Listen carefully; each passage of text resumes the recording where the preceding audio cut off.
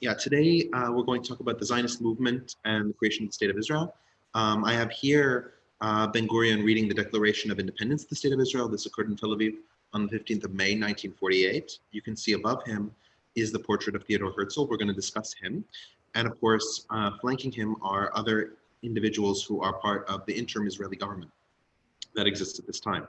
So to sort of walk through, there are a few points that I want to sort of discuss before we get into the actual history and the details. The first one, of course, is that this is a discussion, not a lecture. And if you have a question about something that I'm saying, or you have an additional point, a comment to make, as I'm sure this group is well aware of the history of Zionism and many of these key attributes, I'm sure this will be a very lively discussion. Please feel free to bring these points up, and as many others will say, by the way, is this being recorded? Yeah. Yeah, okay. I am not an expert. It is not my discipline. I'm not accredited in any location. This is just my thoughts and ideas based on what I've read and seen. And I think everybody else in the group is similarly disposed. All right. So, the first thing is that I want to define what Zionism is. Zionism is the idea that Jews are a nation, and that is in the concept of being a people with a certain ethnic and social character. In this being a nation, they have the right to govern themselves. And there's a second prong to this, which some Zionists adhered to and other Zionists did not, which is that this location where the Jews would be self-governing would be in the historic territory of where the Israelites used to live, the region known to Jews as the land of Israel and to the Arabs as Palestine. Now, the second thing is that, of course, much of the time when this takes place, which is the late 1800s and early 1900s, there was an incredible debate as to what Judaism actually was. Was it a religion? Was it a ethnic category? Was it some kind of hybrid? Was it a national group? Was it a racial group? The problem is that the terminology and the words that we use today that would clarify this position did not exist at that time. And so we have a lot of conflicting language. Today, I think the proper term to use for Judaism is an ethno-religion. It is certainly a group of people that have a religious character to them, in that there's supernatural beliefs that all Jews at least nominally ascribe to being the views of their community, even if they don't hold those views personally. But at the same time, because the religion is non-evangelistic, most people at least imagine a fictive kinship where they all share common ancestors in common and certain cultural behaviors that exist regardless of the land that they live in. So it has the characteristics of an ethnicity as well as the characteristics of a religion, but not the exclusive characteristics of either. There are other ethno-religions in the Middle East, such as the Druze. We're going to talk about them actually today, and like the Copts, like the Assyrians, like the Armenians. These ethno-religions also have the same sort of bonds of fictive kinship like other ethnicities do, but they also have the bond of a certain set of supernatural beliefs that generally are accepted in the community. A third thing that I want to address is the idea of anti-Semitism or Judenhass, Jewish hatred. That is definitely going to be an important catalyst to this period. A lot of the ideas that led to Zionism came as a direct result of the anti-Semitism that existed during this period. And in fact, the very concept of anti-Semitism as a distinct cultural discipline starts in the late 1800s with, in 1870, Willem Marr pens Antisemitismus, which is his document where he describes that there's a Jewish conspiracy based on their Semitic nature to overturn the institutions of Europe. And so he was proudly an anti-Semite. He was logically opposed to this Jewish conspiracy to destroy Europe. And this is where the term anti-Semitism comes from. I'm sorry, who was that? Willem Marr.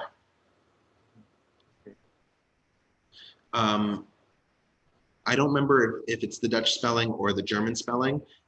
So it could be Wilhe, and then Mar is Marr. Yeah, so that's where the term generally comes from.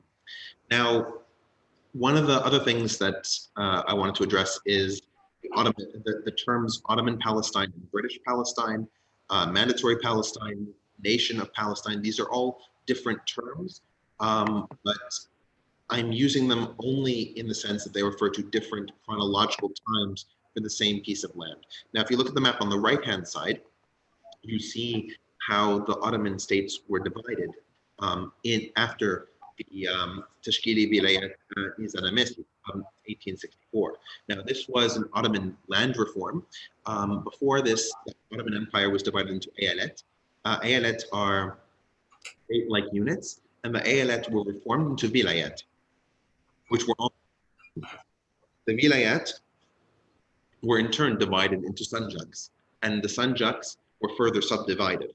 Now, the vilayat of Beirut, the vilayat of vilayat of Damascus, and on this map it's labeled as the vilayat of Syria, and the mutasarrifat of Jerusalem, labeled here as the independent sanjak of Jerusalem, were owners of parts of territories that would be considered part of Palestine under the British jurisdiction. And so when I refer to Ottoman Palestine, I'm referring to those territories. I'm referring to the Sanjak of Acre, the Sanjak of Balaka, the Sanjak of Ma'an, to the extent that it covers the southern Negev region, and the Mutasarrifat of Jerusalem.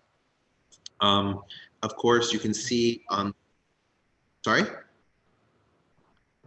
Okay, you can see to the left of that, you can see a map of the British Mandate of Palestine, and in gray, you can see the territories that were desired by the Zionists in the 1919 Treaty of Versailles. The Zionists, along with many other nationalistic groups in the Middle East, gave proposals for the lands that they wanted to control, and the Zionist proposal maps onto the gray area. So the Zionists got pretty much their entire proposal. Richard, what exactly was a vilayet? Yeah, vilayet, which is what I was just saying. A vilayet is just a province. It comes from the Turkish word. It comes from the Arabic word wilaya. Wilaya is a state or a province. So vilayet was a state or province under this Turkish Tashkili Vilayat Nizamesi, which was a reform in 1864 and implemented in this part of the empire by 1871. The first parts that were divided into vilayets were in Europe, which were the more prosperous territories, and so they got primary allocation. So at the time of the mandate, was it had just before that been primarily a Turkish organizational structure? The Ottoman Empire had controlled that area from 1517 until World War I. Now, it was organized under different substructures, right? The Ottoman Empire in the 1800s went through what were called the Tanzimat reforms, of which Tashkili Vilayat is one of these Tanzimat reforms. And the goal of these reforms was to at least improve the empire somewhat so it could compete with modern industrial European states. Of course, this did not actually materialize. These changes were too slow to keep up with the European changes, and the Ottoman Empire collapsed for this reason. But one of these reforms was to rearrange the provinces so that way they were under a more centralized structure and a more consistent structure throughout the empire. Thank you. Yeah.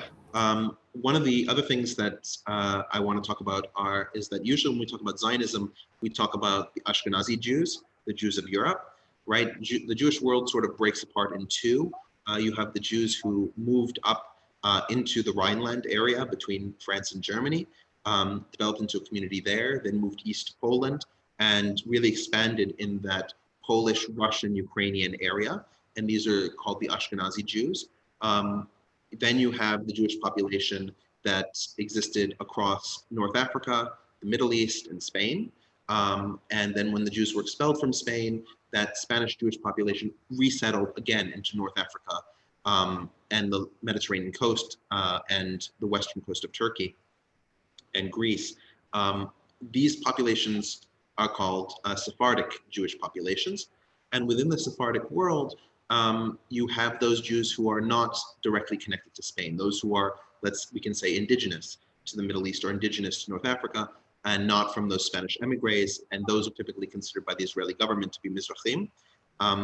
When we talk about Zionism, typically we talk about the Ashkenazi experience, and for a significant part of the Zionist experience, that is a relevant distinction to make between the Ashkenazi view, the Sephardic view, and the Mizrahi view.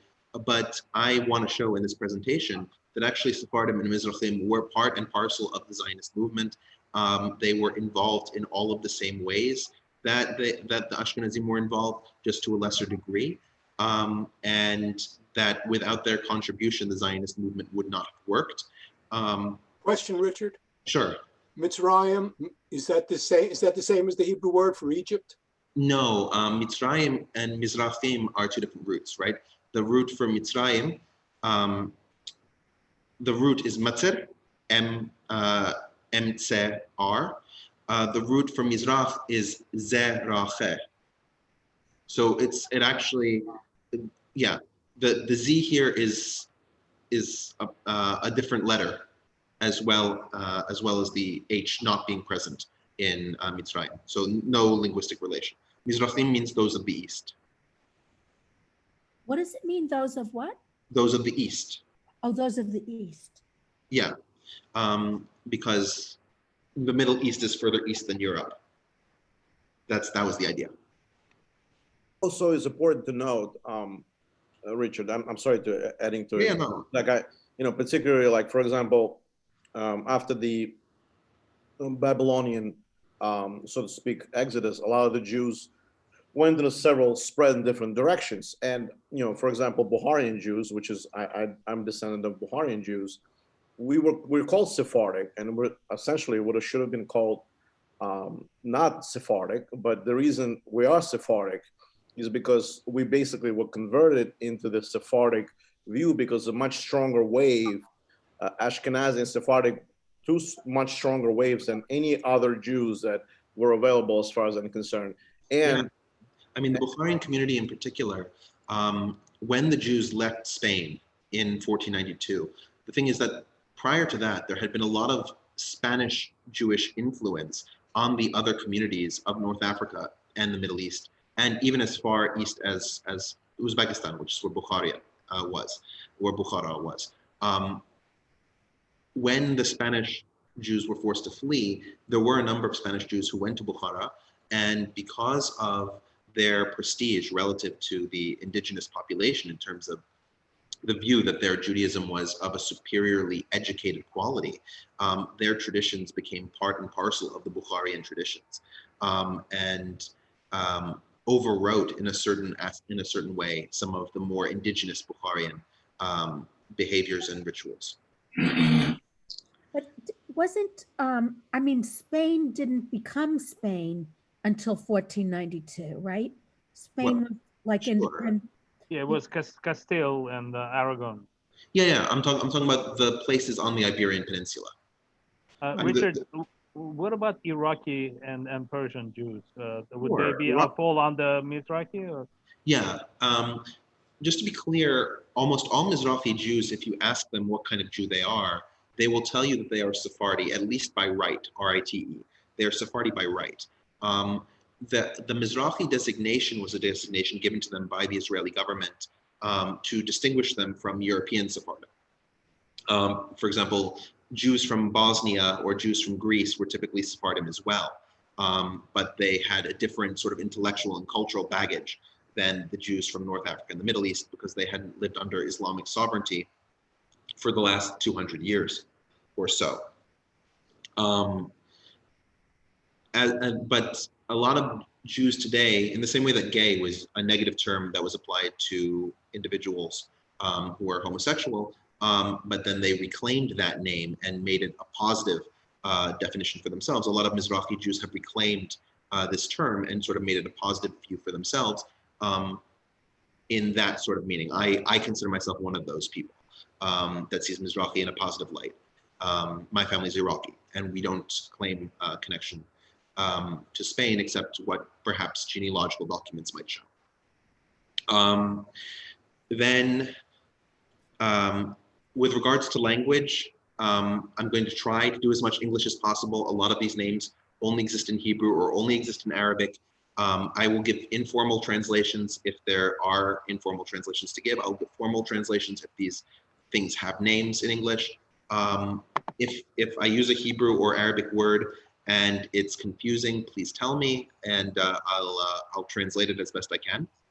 I also want to introduce that in this region you have 4 major indigenous populations by 5 major indigenous populations, but we'll get to the 5th one in the next bullet point. The first one and the largest one by far are what are called the Falah or Falahin. And the Falah are, it literally means peasants, but it refers to the population that lived in this area. They could be Muslim or Christian. Typically they were farmers or they lived in the major cities. And trial version. What? Okay. And they lived in the major cities. These are the Trial people. version. Okay, is anybody else heard the trial version? Yes, that must be some computer. I'm sorry. Someone's computer is. I muted it, guys. Sorry. Okay. It was a new person that came in, and for some reason, maybe it was a robotic. No worries, fine. I just wanted to make sure that the lecture wasn't going to shut down. No, so these are the people who today we can anachronistically call Palestinians, but at that time, they were still developing a sense of national consciousness. If you had asked them what they were at that point, they would have said that they were Arabs. They would have said that they are Syrians.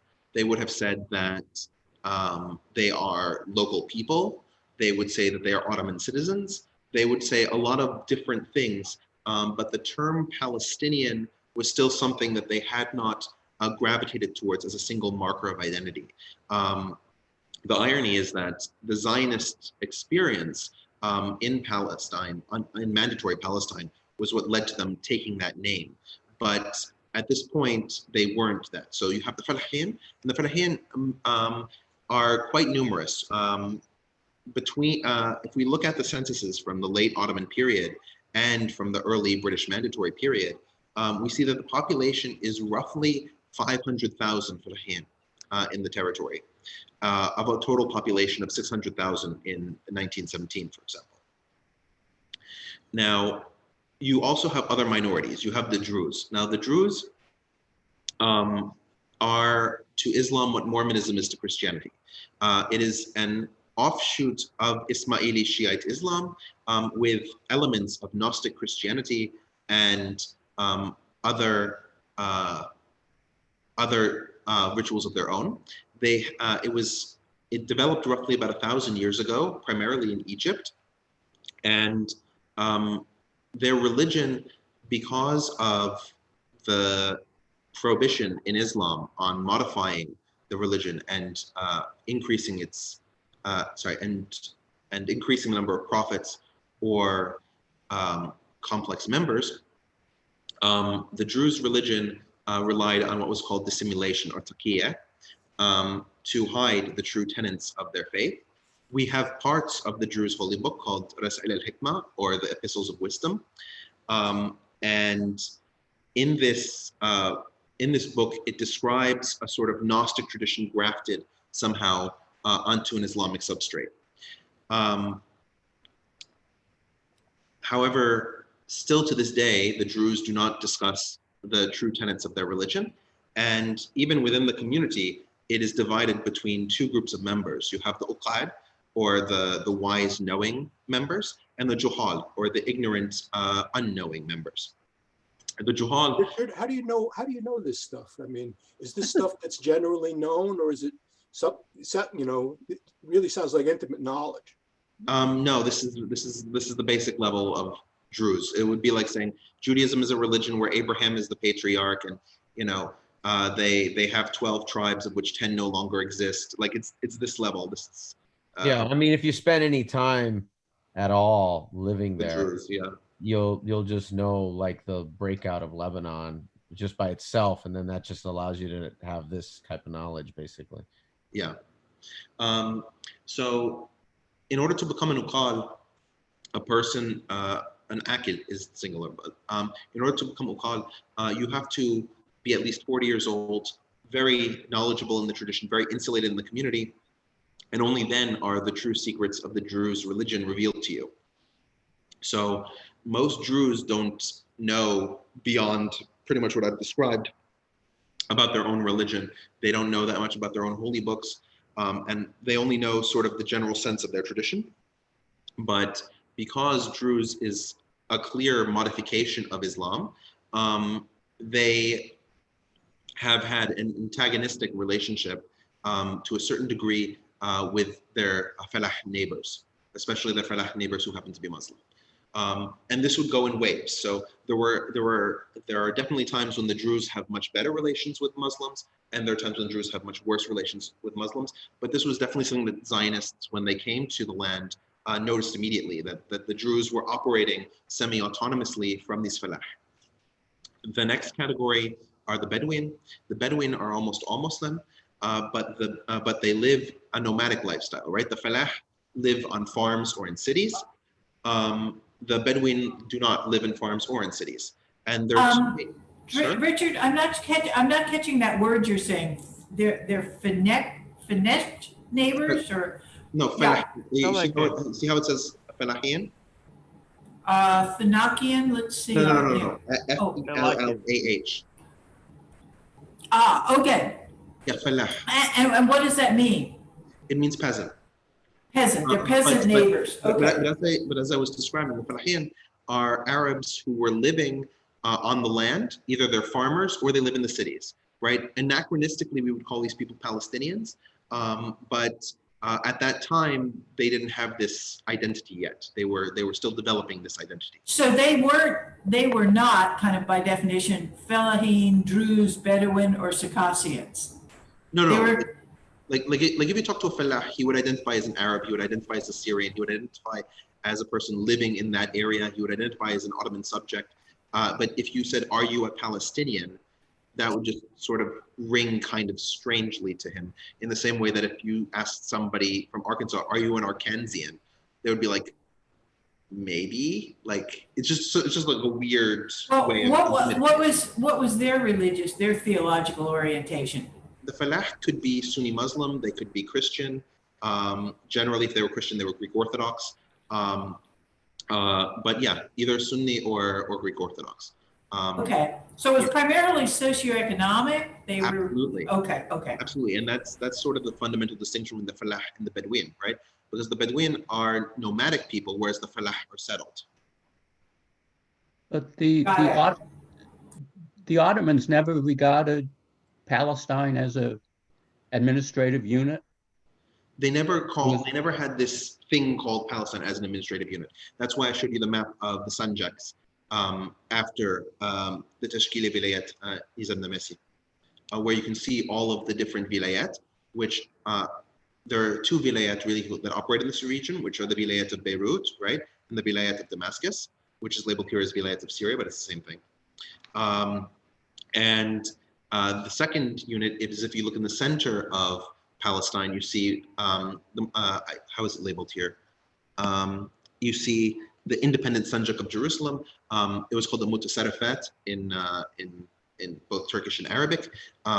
And that meant that it was a Sanjak without a vilayat on top of it. So it had the same administrative level as a vilayat, even though it was much smaller in territory, so it was the size of a Sanjak. That was the idea of a Mutasarrifat. And Jerusalem was separated in this way because of its holy value, right? You didn't want it to be subject to a different terrestrial government. But the Ottomans did not the Ottomans did not divide the land between the Mediterranean Sea and the Jordan River and the Litani River in the north, a little bit south of the Litani River actually, and the Red Sea, and say, this block of land we're going to call the Vilayat of Palestine. Like that was not a thing. There were divisions. There were divisions earlier in history, such as during the Umayyad Empire, that called that area Jund Philistine. Jund is a military governorate, and they called it Jund Philistine, the military governorate of Palestine. But that was thousands of years earlier. I thought the Romans were the first to apply the name Palestine. Yes, the Romans to were the the region. first, but I was pointing out that there were Arabs who also used this title. It just happened that the Ottomans didn't use this title. But Palestine goes back to the Philistines of the Bible. It was a tribe Sure. about which we don't know very much. It's become such a negative word in English, Philistine. But. Sure. Yeah, the only problem is that, like, if you get into this discussion, people will be like, well, the Ottomans didn't call it Palestine.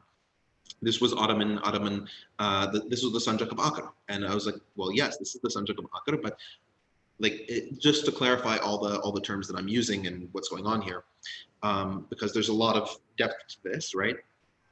Right, and so so if we go back to the Bedouin are a nomadic people, and the Bedouin exist in two main areas. The first area where they're principally known is the Negev Desert. Now, the southern half of Palestine is this Negev Desert, where the population is very sparse. Even today, only 8% of the Israeli population lives between Beersheba and Aqaba.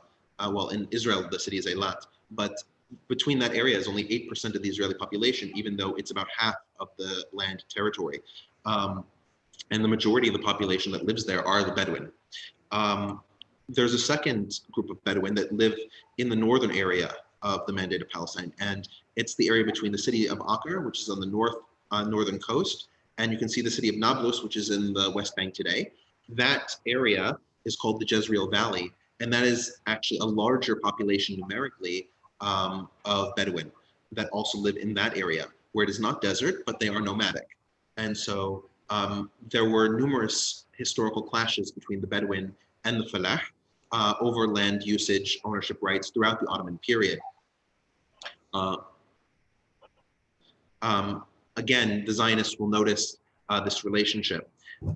And finally, you have the Circassians, or Cherkessi, in their own language. Richard? Yeah. So what's the religion of Bedouins? Bedouins are all Sunni Muslim. All Sunni Muslim, okay. Most Bedouin will say that they're either more lax in the way that they practice Sunni Islam, or they'll say that they're more strict in the way that they practice Sunni Islam relative to the Falah. It's always a comparative issue there, but they're all Sunni Muslim. Circassians are also Sunni Muslim. Circassians are a minority from what's now southern Russia, very close to the city of Sochi. That, in fact, Sochi was the last Circassian capital city. And when the Russians conquered that territory, as part of their Christianization efforts, they expelled the Circassians from the southern part of Russia in large numbers. And the Circassians then found refuge throughout the Ottoman Empire.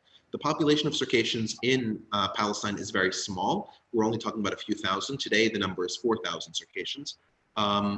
They live in two different towns, but the Circassians have a long military past in the Ottoman Empire. And so their punch is much stronger than their weight. And Circassians are all Sunni Muslim, as I said,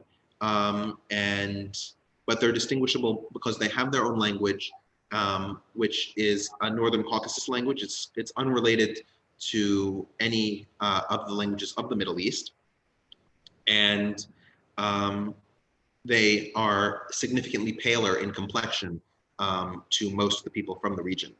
Rich, I want to add, Boris Johnson's grandfather was a Circassian from Turkey. So, nice. That's how they're famous. And I know that in Turkey, Circassians are considered to be Turkish and very intermixed, and there's like millions of them. Just like you would think that I don't know what Azeris probably there's as much. Yeah. I don't even know how many Circassians are in Turkey. Yeah. Well, the thing is that there's 600,000 Circassians in Turkey. So since there's significantly more of them, they felt that it was easier to integrate. There's also the creation of the Turkish national identity that occurs in the 1920s, 1930s, which is a century after this migration out of the Russian Empire. And so Circassians felt that they were accepted into this Turkish identity.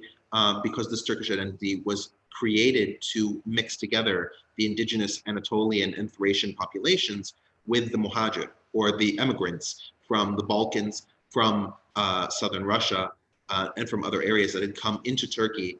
The Turkish identity was designed to make them all one nation. And Circassians, Laws, Bosnians, Albanians, Grecian Turks, Torbische, all of these different Turkic minorities that came back to Turkey fell into this identity and became Turks. Now, the fifth group of inhabitants is, of course, the Old Yishuv.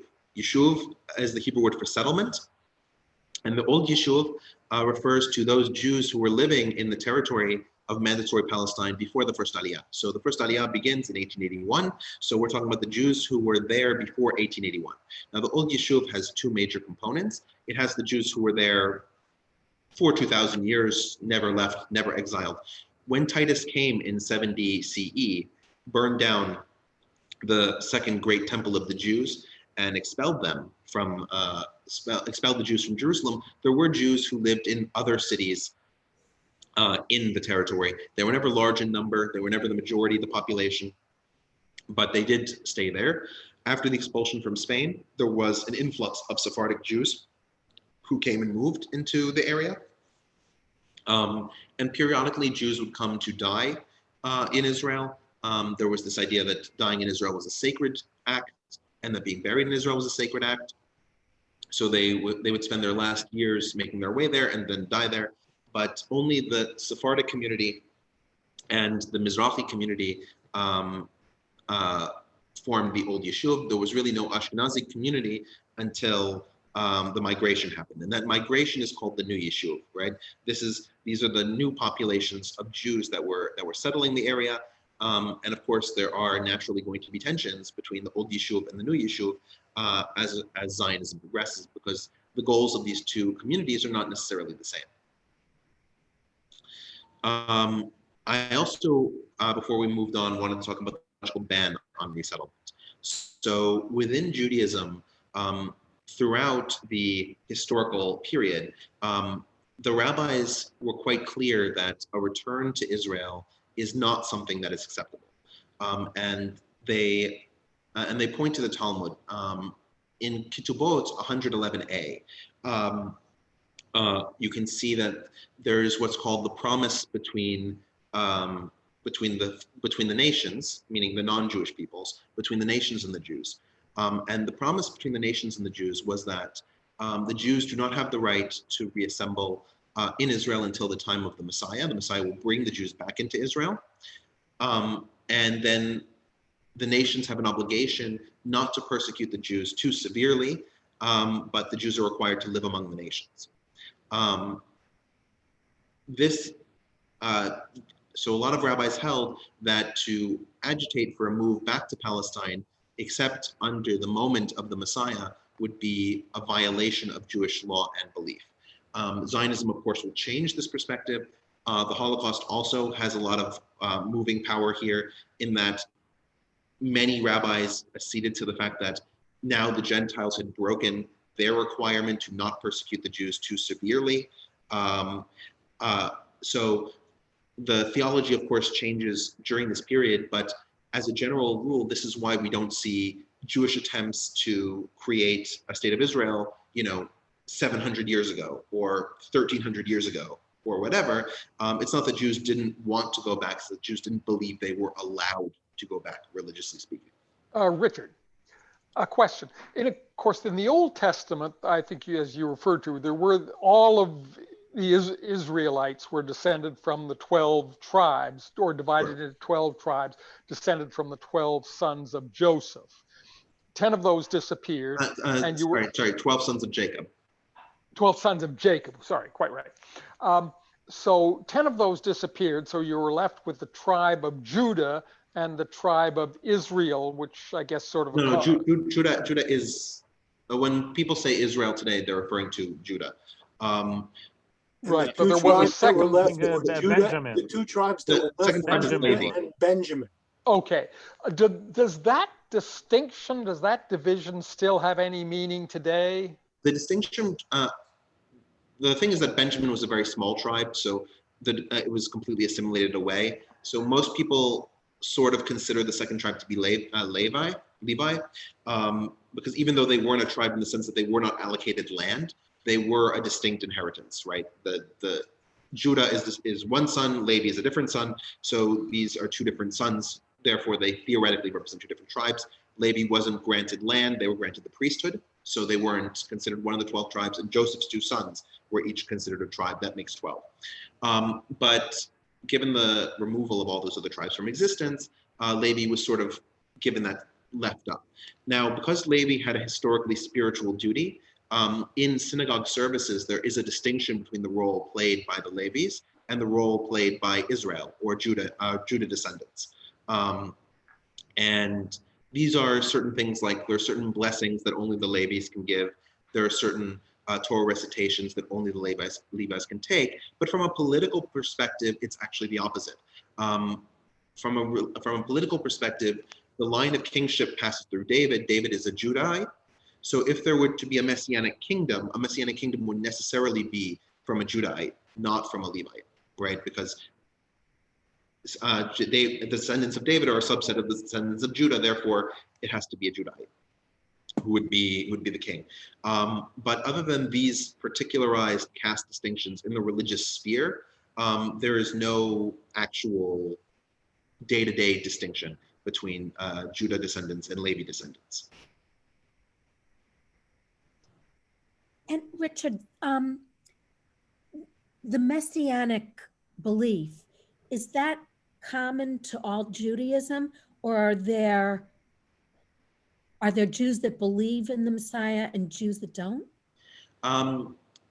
If we were talking before the 1850s, I would feel very confident in saying that Jews around the world all believe that there will be a Messiah, and that this person will come. Their goal will be to end all suffering on earth, and part of that action will be to create a Jewish theocracy in the land of Palestine, in the land of Israel, and in so doing would instantiate a system where the nations would feel some sort of emotional and spiritual kinship with the Jews, even though they wouldn't be Jews, and they would also have a place in the world to come, right? That was the common belief. When you have the development of the Reform movement in Germany, one of the developments of the Reform movement is the questioning of whether or not a Messiah will come, and if a Messiah comes, is that even something that we want? Should the goal of Judaism be this end times theocracy? And there were a number of Reform Jews who said that they were not interested in that proposition. And so the Reform movement today is divided on that question. One of the most easy ways to see this is that there's a prayer called the Amidah, which Jews will recite periodically in synagogue. And in that, there is a blessing to revive the dead. The revivification of the dead is part of the messianic return, is that the dead will rise from their graves and be part of this new theocratic empire. But this prayer is noticeably stricken in a large number of Reform synagogues because it would indicate the belief that the Messiah's return would be desirable or even possible. You're talking about the religious Jews, because there is a lot of non-religious Jews who don't even believe in Messiah. Well, sure. I mean, if we're talking about atheistic Jews, then yeah, it's all out the window because this is all supernatural. But if we're talking about, I assume that we were talking about Jews who have a belief in the supernatural. Also, the Reconstructionist Jews are opposed. The Reconstructionist Jews almost unanimously are opposed to the idea of a Messiah return. Does that answer your question? Richard, were the old Yishuv and the new Yishuv, were they part of what you call the Mizrahim? The old Yishuv was part of the Mizrahim. The new Yishuv were Ashkenazi. Okay, got it. Thank you. Mm-hmm. All right.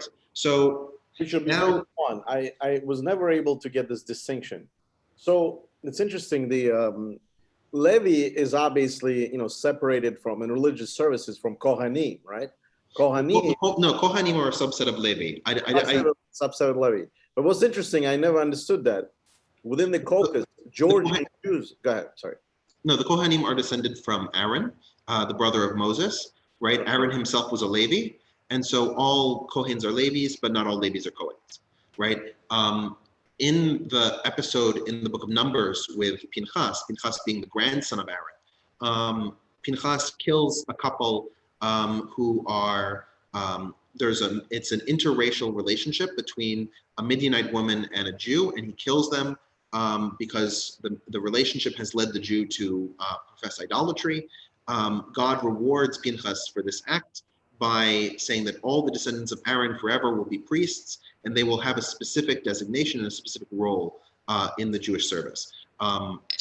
And so they have this sort of vaulted role over other Levies as well, right? So the Levies are responsible for certain aspects of maintaining the great synagogue of the Jews, the Beit Mikdash, right?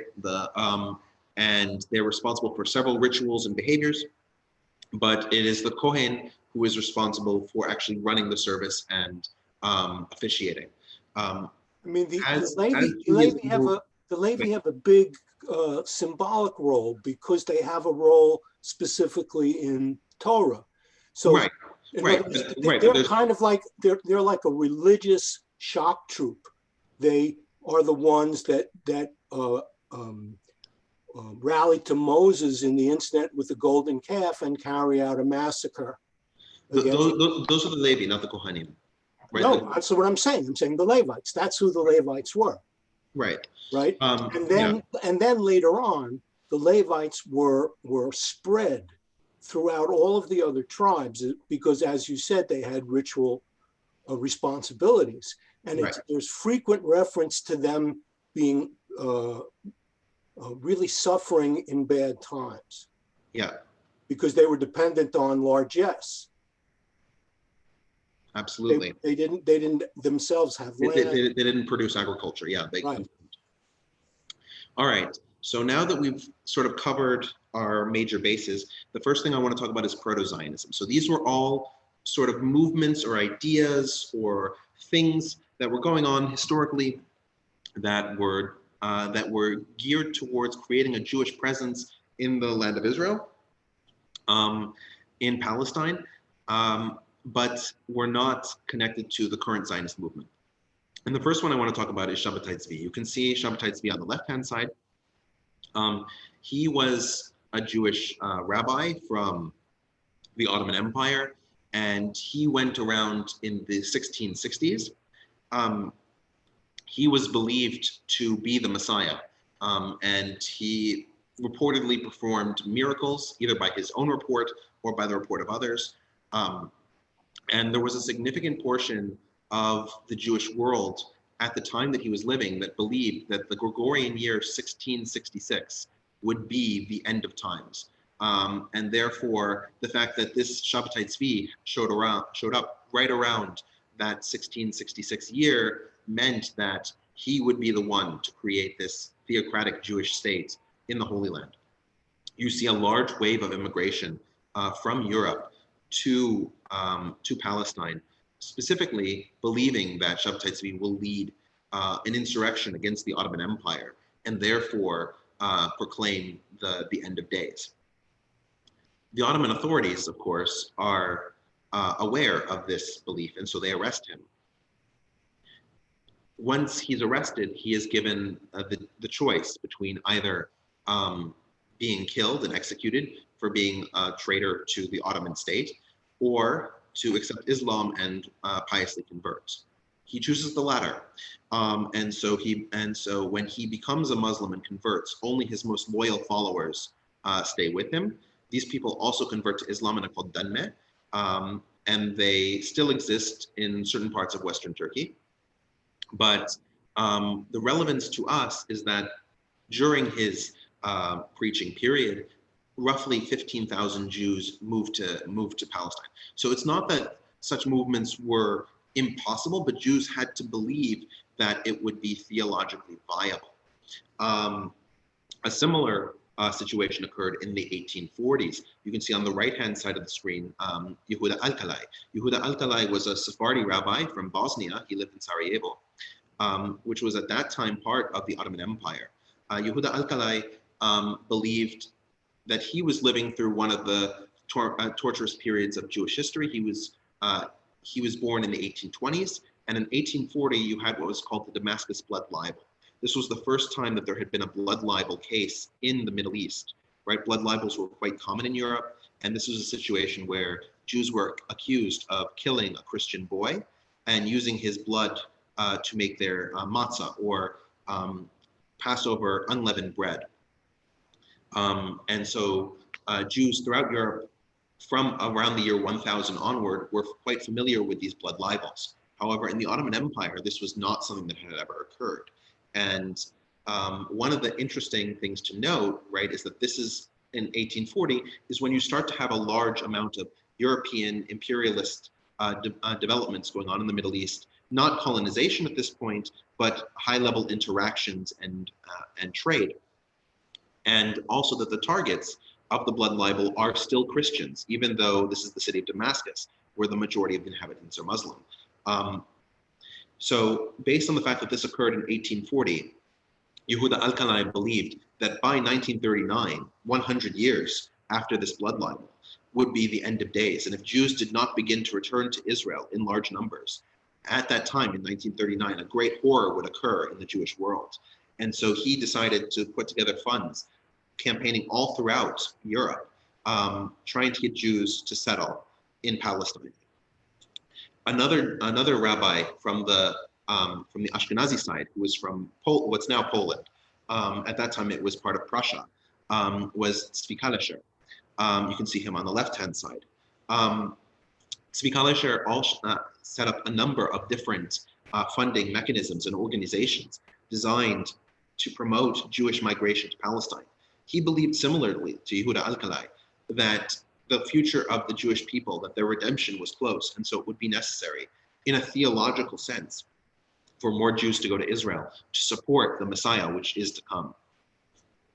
You can notice that both Yehuda Alkalai and Tzvi Kalisher, in addition to being rabbis, are only using theological justifications for why Jews should be allowed to go to Palestine.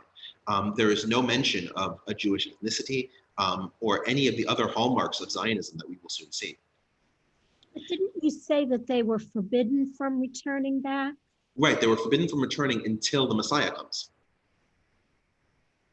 Since Yehuda Alkalai and Tzvi Kalisher believe that the Messianic period is upon them, they believe that they now have the right to enter the Holy Land and therefore begin to create a state.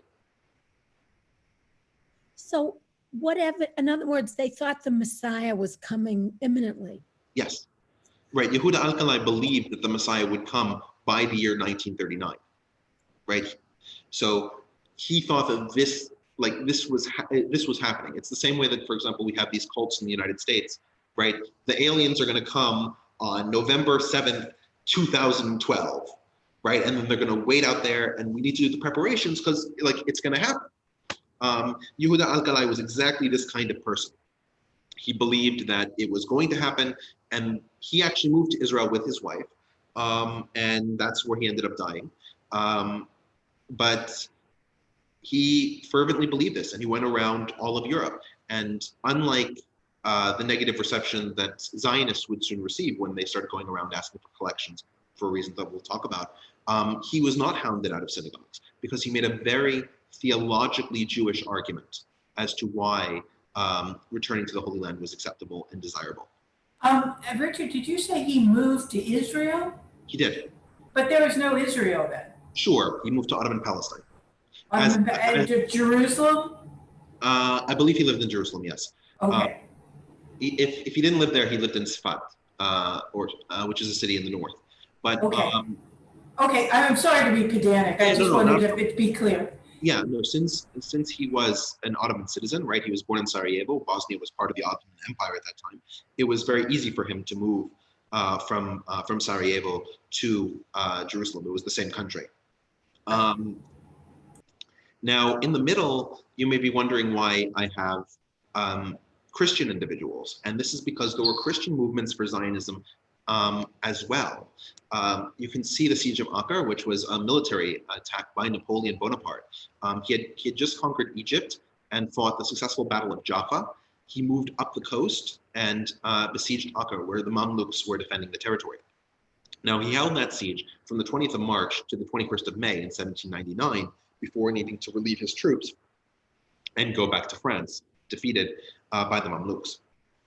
Now, there is a debate as to whether Napoleon was actually going to do what we believe he was going to do. We have elements of a speech that he prepared, that if he had won the Siege of Acre, he was prepared to actually allow the Jews to resettle the land of Israel, of course, that he had just taken from the Ottoman Empire that was being defended at that point by the Mamluks, who are these enslaved soldiers. Now, the speech that he was going to give was rooted in his Christian sensibilities, believing that returning the Jews to the state of Israel, to their historic homeland, would allow the end of times to start for Christians and create a more blessed reign for him. In addition, even if it failed to do that, it would secure the good graces of God for Napoleon for having done something in God's interest.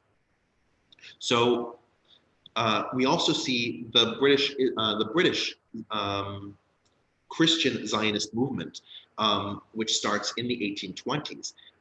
Anthony Ashley Cooper, who was one of the lords in the House of Lords, was one of the first individuals to promote it as public policy that Great Britain should pursue the relocation of Jews to the Levant region specifically, in order to facilitate the end times prophecies of various Christian groups. Notice that in both of these cases, Jews were not consulted as to whether or not they would be interested in these proposals, or whether or not these proposals matched what the Jews envisioned for a Holy Land in the future. Richard, I just have one addition. It's Sure. interesting. Messiah Shabbat Zevi converted to, as you said, converted to a Muslim religion, but they called him Donma. Donma means turncoat. Ataturk was a descendant of Donma and connected to Messiah Shabbat Zevi. It's okay. This is one of the rumors about Ataturk. This is sort of a Turkish discourse issue that one of the ways that Turkish anti-Semitism rears its head in certain discussions is that Turks who don't like a person will accuse them of being Jewish. Now, Ataturk's Muslim credentials are quite clear. He grew up in a Muslim household. He went to school with other Muslims. He recited the Quran. Whether or not he actually believed it is a different question. There's a very healthy debate as to whether Ataturk was Muslim or atheist. But that Ataturk was a Muslim, at least growing up, is not really debated. However, he came from the city of Thessaloniki. That's where he was born. That's where he was raised. The largest Dunma communities, when he was a child, lived in Thessaloniki. This was before the 1923 Greco-Turkish population exchange, when all the Dunma went to Turkey. Now, because there was such a large Dunma population there, a lot of Turks who are more religious in inclination, and therefore opposed to the secularization that Ataturk performed, accused him of being Dunma specifically to undermine his validity as a Turkish individual, right? Because if he was a secret Jew designed to undermine the Turkish religious structure, his view is somehow, and his actions are somehow less legitimate in a Turkish sphere and part of a Jewish or European cabal trying to dominate the Turkish mindset.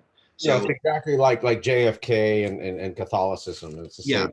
They were trying to undermine with JFK. But the difference is that JFK actually was Catholic. Well, no, agreed. But I mean, just the whole inclination of packaging that you are, you have an ulterior motive because of your religion, motive and secret priority that's greater than the nation. Right, exactly. So yeah, no, there's no evidence that serious scholars take that to show that Ataturk was Dunma. We know most of the major Dunma families, and he was not a member of But the done myths do still exist. For about 150 years after the conversions, there is recording of them continuing to do Jewish rituals, such as lighting Shabbat candles, while they were professed Muslims, right? They all converted to Islam because Shabbatai Tzvi converted to Islam. But after about 150 years, we don't see that anymore. And the Dunmet today are no distinct in ritual than the Sunni Muslims among whom they live.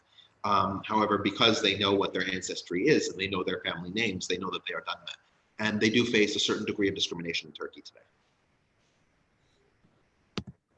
Richard, all right.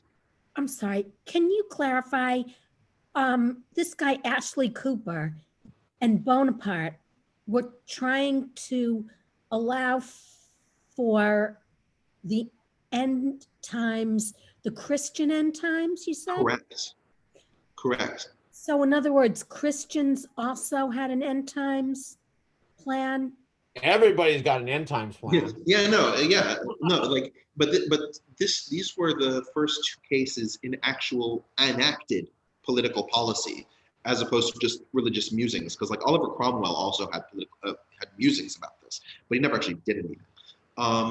These were two individuals who took actions in government designed with a calculated intent to increase Jewish migration to the land of Israel and to allow the Jews to rebuild a messianic complex there in the hope that Jesus would return and bring about the apocalypse.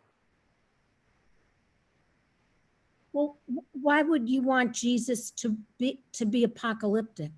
Don't you want Jesus to be because if you are a Christian Zionist, you will come up on the upside of that war.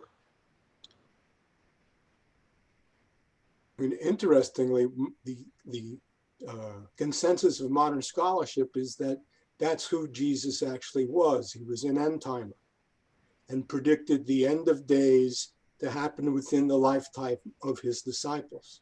Right. Like, well, yeah, he was apocalyptic himself, but no, but these versions of Christianity basically held that the Jewish return to Palestine was one of the things that would bring about the end of days, and the end of days would be positive for Christians, because right, because all believing Christians will go to heaven.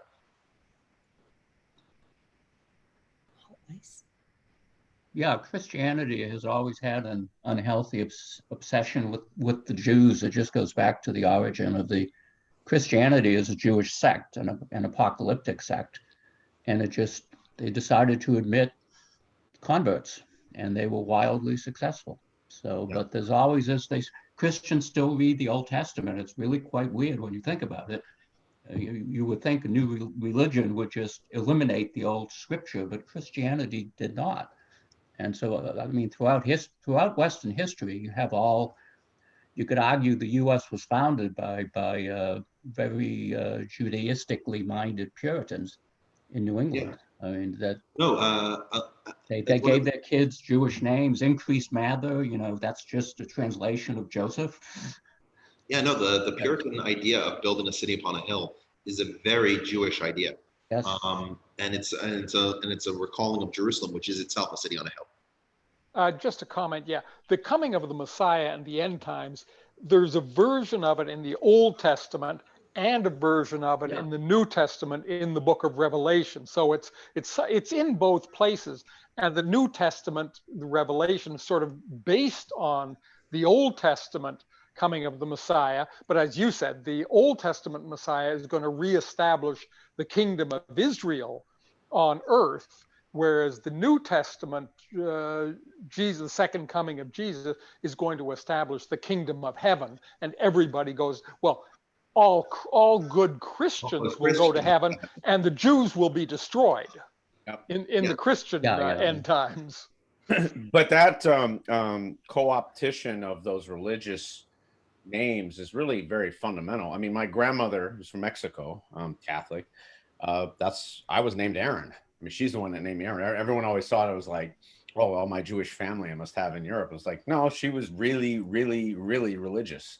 And, so it's like you have this sort of integratedness within the let's just say like the messianic narrative. Yeah. Between the multiple religions.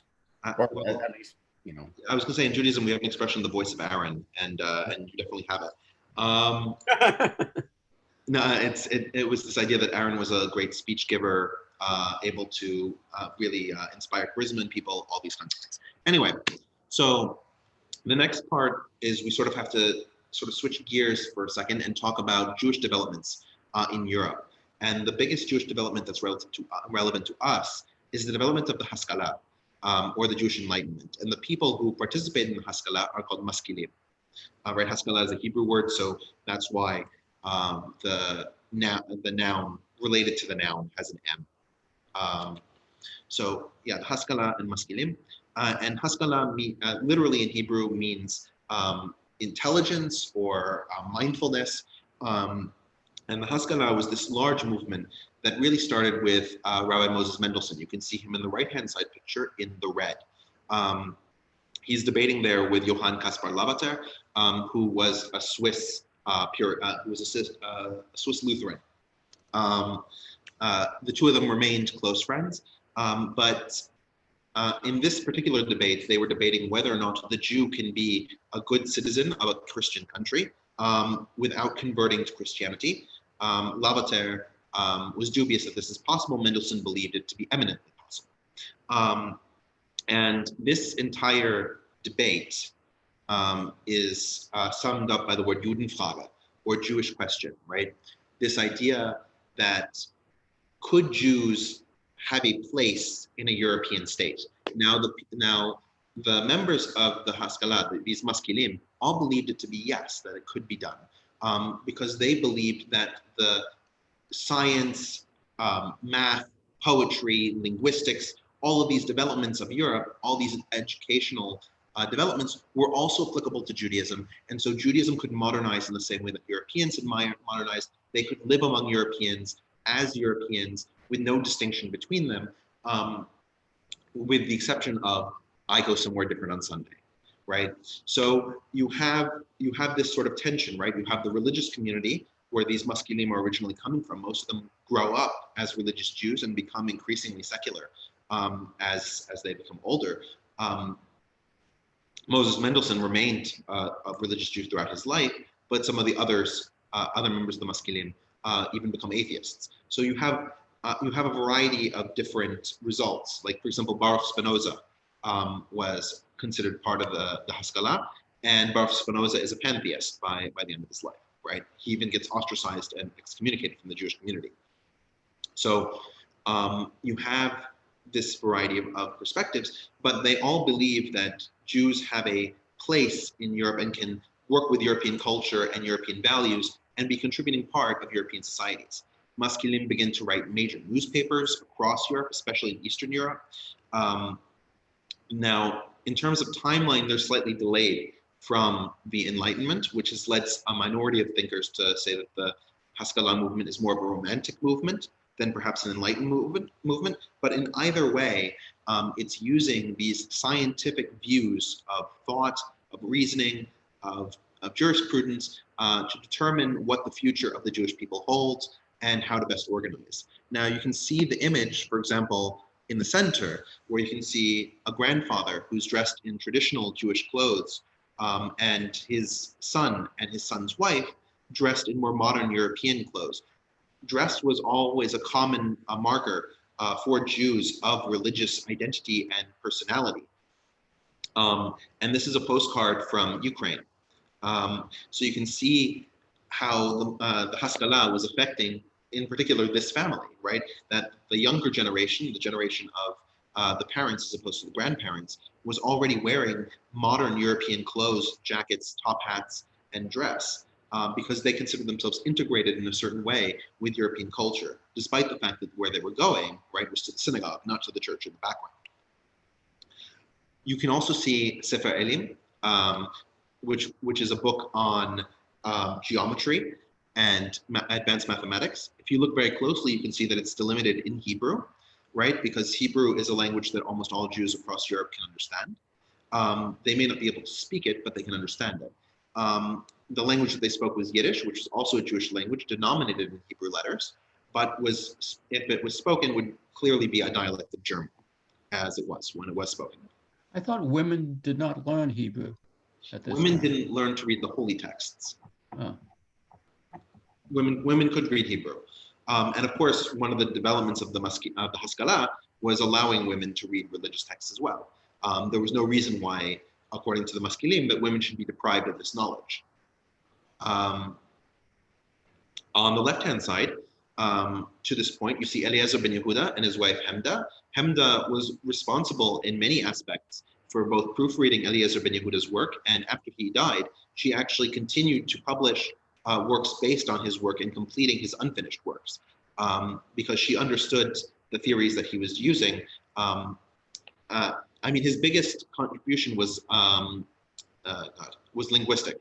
Eliezer ben Yehuda was not his birth name, but he took on that name when he decided to revamp the Hebrew language. Now, the Hebrew language did exist, as I point out with Sefer Elim, throughout this period. However, it was not a modern language. It was a language that had been preserved through written texts and didn't have a lot of modern terms and developments. So Eliezer ben Yehuda went through the Bible and scraped together the entire vocabulary of Hebrew words that was in there, and then he decided how to expand the Hebrew language. He, of course, used loan words from German, from French, from English, from Russian, where it was appropriate. But more often, what he sought to do was to use Hebrew roots to describe new situations. For example, similarly to the way that the word for potato in French is pomme de terre, apple of the earth, he decided to use that same construction, tapuchei adama, apples of the earth, for the word for potato in Hebrew. He also used words that had a very strange or arcane biblical usage, such as the word chashmal, which referred in the Bible to a strange lightning bolt of blue that Ezekiel saw in one of his very strange nightmarish dreams. He used this word chashmal to refer to electricity. So he tried to find a way to bridge the time gap and make the words of the Bible actually spoken. And to an extent, we can say that Eliezer ben Yehuda succeeded. He created a language that has become the modern Hebrew language. There are some changes relative to what Eliezer ben Yehuda invented to modern Hebrew, but these changes are typically small or simply lexical. The grammar that he developed and pioneered, including the entire new creation of the present tense, is the modern language of Israel. So Ben Yehuda and Moses Mendelssohn, did they live in Europe? Moses Mendelssohn lived in Berlin, and Eliezer ben Yehuda, he was born in Russia. I think he died in Israel.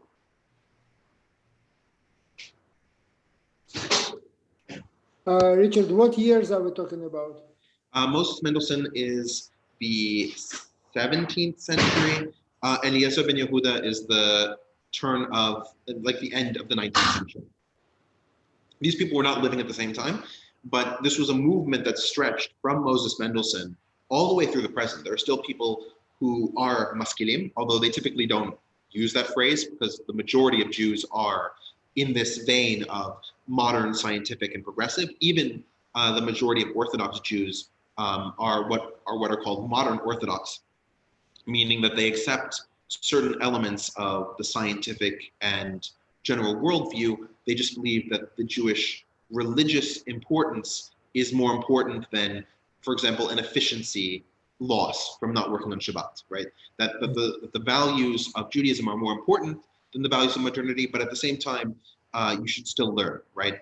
This is why, for example, if you go to Yeshiva University, which is an Orthodox university in the United States, the slogan is Torah Umada, right? Torah, meaning Jewish values, Umada, science. That both of these things are important for a person to be educated in, which is a real success of Haskalah, because without that, you would, and one of the things the Haskalah was rebelling against was this very sort of by rote, you do this because somebody told you to do it, not because there's an empiric justification for having done it. And even if you look at rabbinical responsa from 200 years ago, because of the maskilim, a lot of the Orthodox responsa will even say, while we can justify this with recourse to the law from Moses, we can also justify it empirically. And here's how we're going to justify it empirically, which is not something that they would have done prior to the Haskalah. Anything else? So do they embrace the events in the scriptures as fact? If they're scientific, as you say. Sure. It depends, obviously, on when they're living, because there's different amounts of evidence about the historicity of the Bible in the year 1650 as there is in the year 1850 as there is in the year 2000. So when you have less evidence to counter it, you are more likely to accept it. And most people in Europe, for example, when Moses Mendelssohn was alive, right? Most people in Europe, be they Jewish or Christian, accepted that the historicity of the events in Scripture was a given. That there was a Moses, that there was a kingdom of David, that these things did happen. As of course you move into the 18th and 19th centuries, you begin to have increased archaeology and the beginning of questioning these sorts of narratives. And the Maskilim were at the forefront of questioning these narratives. Today, of course, within the secular and quasi-secular parts of Israel, there's a general acceptance that, for example, the 5 books of Moses do not recount historic undertakings, right? You have Israel Finkelstein, who is Israel's premier archaeologist, who has said point blank that nothing that is described in the 5 books of Moses has any evidence of having ever occurred. So I don't know what Eliezer ben Yehuda specifically believed. I don't know what other Maskilim specifically believed on this question, but I don't think they would have been far divergent from the European rationalists of their time. But we know that Moses Mendelssohn maintained being an observant Jew, right, throughout his lifetime. Right. And a lot of the identity of being Jewish has to do more with whether you perform the mitzvot as opposed to what you think, what your opinion is, what you believe. You're allowed to succeed in life. Yeah. Yeah, I think that's the point that I should have made. Judaism is an orthopractical religion. A lot of the justification for being Jewish is engaging in Jewish culture and Jewish practices. The physical acts of lighting Shabbat candles, or putting on a prayer shawl, or hanging the mezuzah on the doorpost. These physical acts are the signs of devotion. Conversely, with Christianity, especially with Protestantism, you have an orthodoxical religion, where belief is what is primary. Your professions of belief, your statements of belief, and your thoughts are what are primary. In Judaism, those things are secondary. Still important. In Judaism, there is kind of like a red line, which is, do you lay tefillin? Right. So a Jew is instructed to learn how to wrap these ornate leather straps around one arm and another one around your head. And it's time consuming, and you're supposed to do it twice every day. And so that will really separate the people that are, and there are people who do that. Yeah. But it's a really tough discipline to stay with. So quick question. Are you going to go in to the Polish-Lithuanian kind of kingdom and just how there was such a large population there? And I wasn't going to discuss it. I mean, it's just important that for the sake of Zionism, it's just important that they're there. But from a historical perspective, the reason that you have this large movement of Jews from the Rhineland and France and Germany over into Poland is that Casimir III, the Great of Poland, invited them there. And gave them specific permissions, and including the permission to exercise their religion freely. So you have this large-scale movement of Jews to the Polish-Lithuanian Commonwealth, and but it even starts before that with Polish Prince Bolesław. Is it? Yes. Yeah. No, it starts, but yeah, the largest migration is under Casimir III and Jagiel. And just the larger point that I think I want to get the numbers and the dates right, that it was, I think, by the 1760s. Yeah. Percent of the Jews in the world lived in the Polish-Lithuanian Commonwealth, kingdom, duchies, etc. At that point in history. Yeah, absolutely. It was one of the most concentrated regions of Jews in history. In fact, certain parts of the Polish-Lithuanian Commonwealth, Yiddish was the plurality language. It was spoken up to 17% of the inhabitants. I think across the whole kingdom, the percentage of the population was around 8 to 10%, but there were some of the smaller kingdoms that it was 30, 40, 50%. It was basically, a plurality or a majority or a large minority majority population. And so there was a, substantial degree of integration for what integration meant in the 1760s, pretty much anywhere in, at least in the Western world. Absolutely. And the fact that Russia partitions Poland, finalizing in 1795, means that Russia gets this large Jewish population that Catherine the Great doesn't even know what to do with. Exactly. And so she starts repressing it quite viciously. And Alexander III, following her about a century later, does even worse. And there's some really, they're very significant when you think about it. So the first Jew that was promoted to knighthood by King Sigismund the First of Poland without having to leave Judaism. So basically a Jewish knight. So you had, the same time King Sigismund basically, and in the 1520s and 30s, basically got rid of all of the sort of scarlet letter laws, we're having to wear special clothes, having to, basically denote that you're something different. And then also authorized printing, basically the first printing houses. This was really right as the printing presses were taking off. So. Absolutely. I feel like there was another question. Zach, was that you? Yeah, it wasn't a question. I was just wanted to point out, as Aaron was saying, most of the Jews were concentrated, but just don't forget that during the Al-Andalus time, if you would count out of 10 Jews, 8 Jews were Sephardic. Only 2 were Ashkenazi in the world, if you would count in the percentages. So now it's the other way around, right? Now it's the other way around. So it switched. I don't think the numbers are that strong in either case. Yeah. Today in the Jewish world, we have 14 million people. Of that 14 million, around 9 are pure Ashkenaz, about 4 are pure Sephardic, and about 1 million are mixed in some way.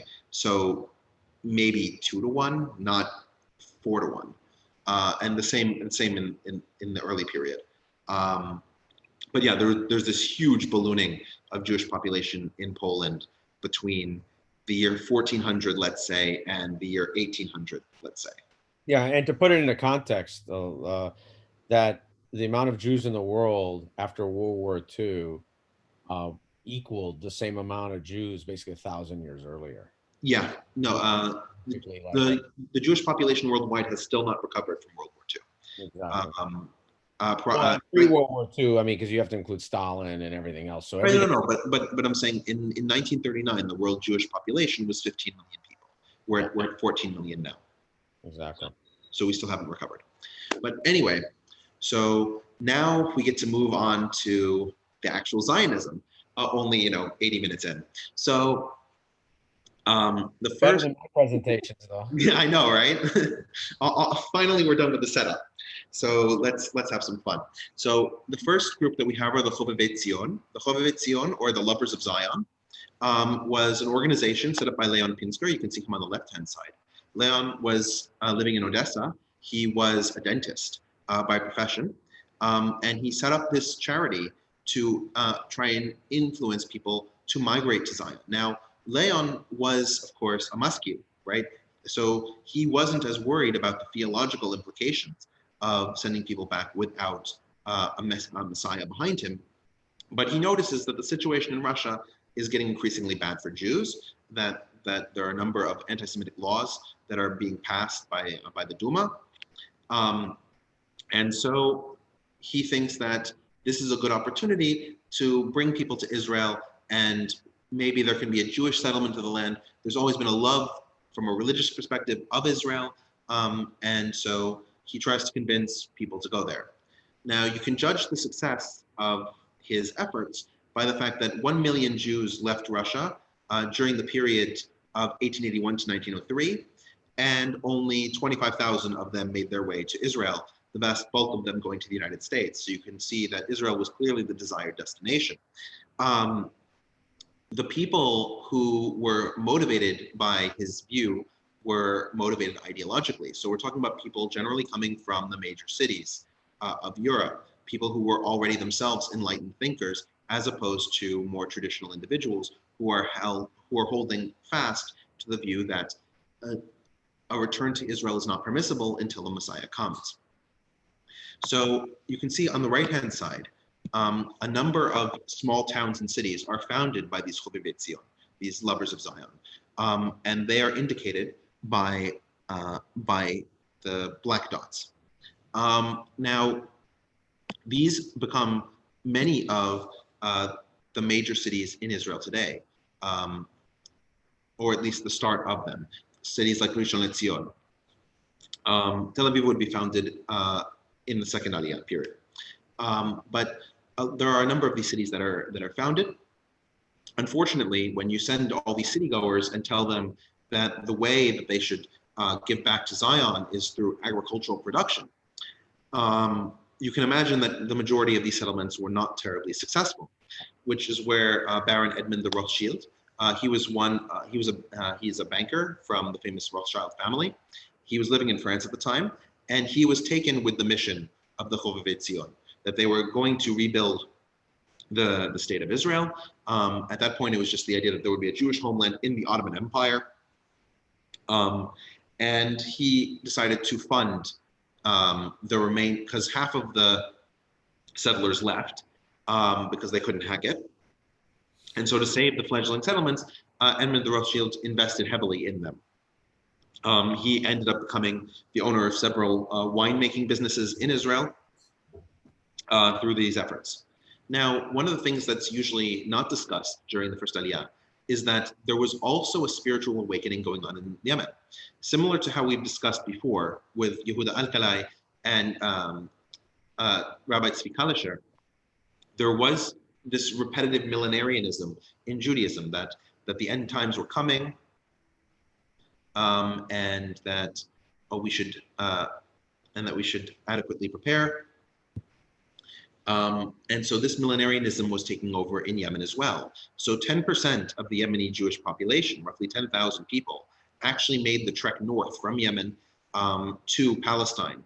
And they were also part of the first Aliyah. Remember that from Europe came between 25,000 and 35,000 individuals. So the additional 10,000 Yemeni were actually quite noticeable in terms of their presence in the land. Now, the Yemeni, because of their shared Arabic language, were more easily accepted by the old Yishuv, right? The old Yishuv being people who had lived in Palestine for centuries at this point and spoke Arabic as their mother tongue, as well as Hebrew. Now, of course, the Yemeni would have a different accent, a different dialect in their Arabic, but they were perfectly understandable. And because of the length of the Ottoman Empire, those Yemeni Jews coming from the northern part of Yemen, right, from Sana'a, and regions in that area were under Ottoman control. The southern Yemen, the areas of Hadramaut and Aden were under independent or quasi-independent countries, but the border between them and the Ottoman Empire was quite fluid. And so it was actually quite easy for them to move into the territory. The difficulty was simply crossing the desert, right? They would follow the coastline. Richard, just to take a step back, these early Jewish settlement, was this part of the kibbutz movement, or did that come later? The kibbutz movement will come later. Yeah, okay.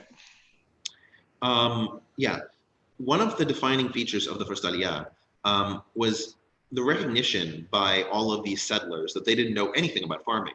And so they began to hire local felah to actually work their fields.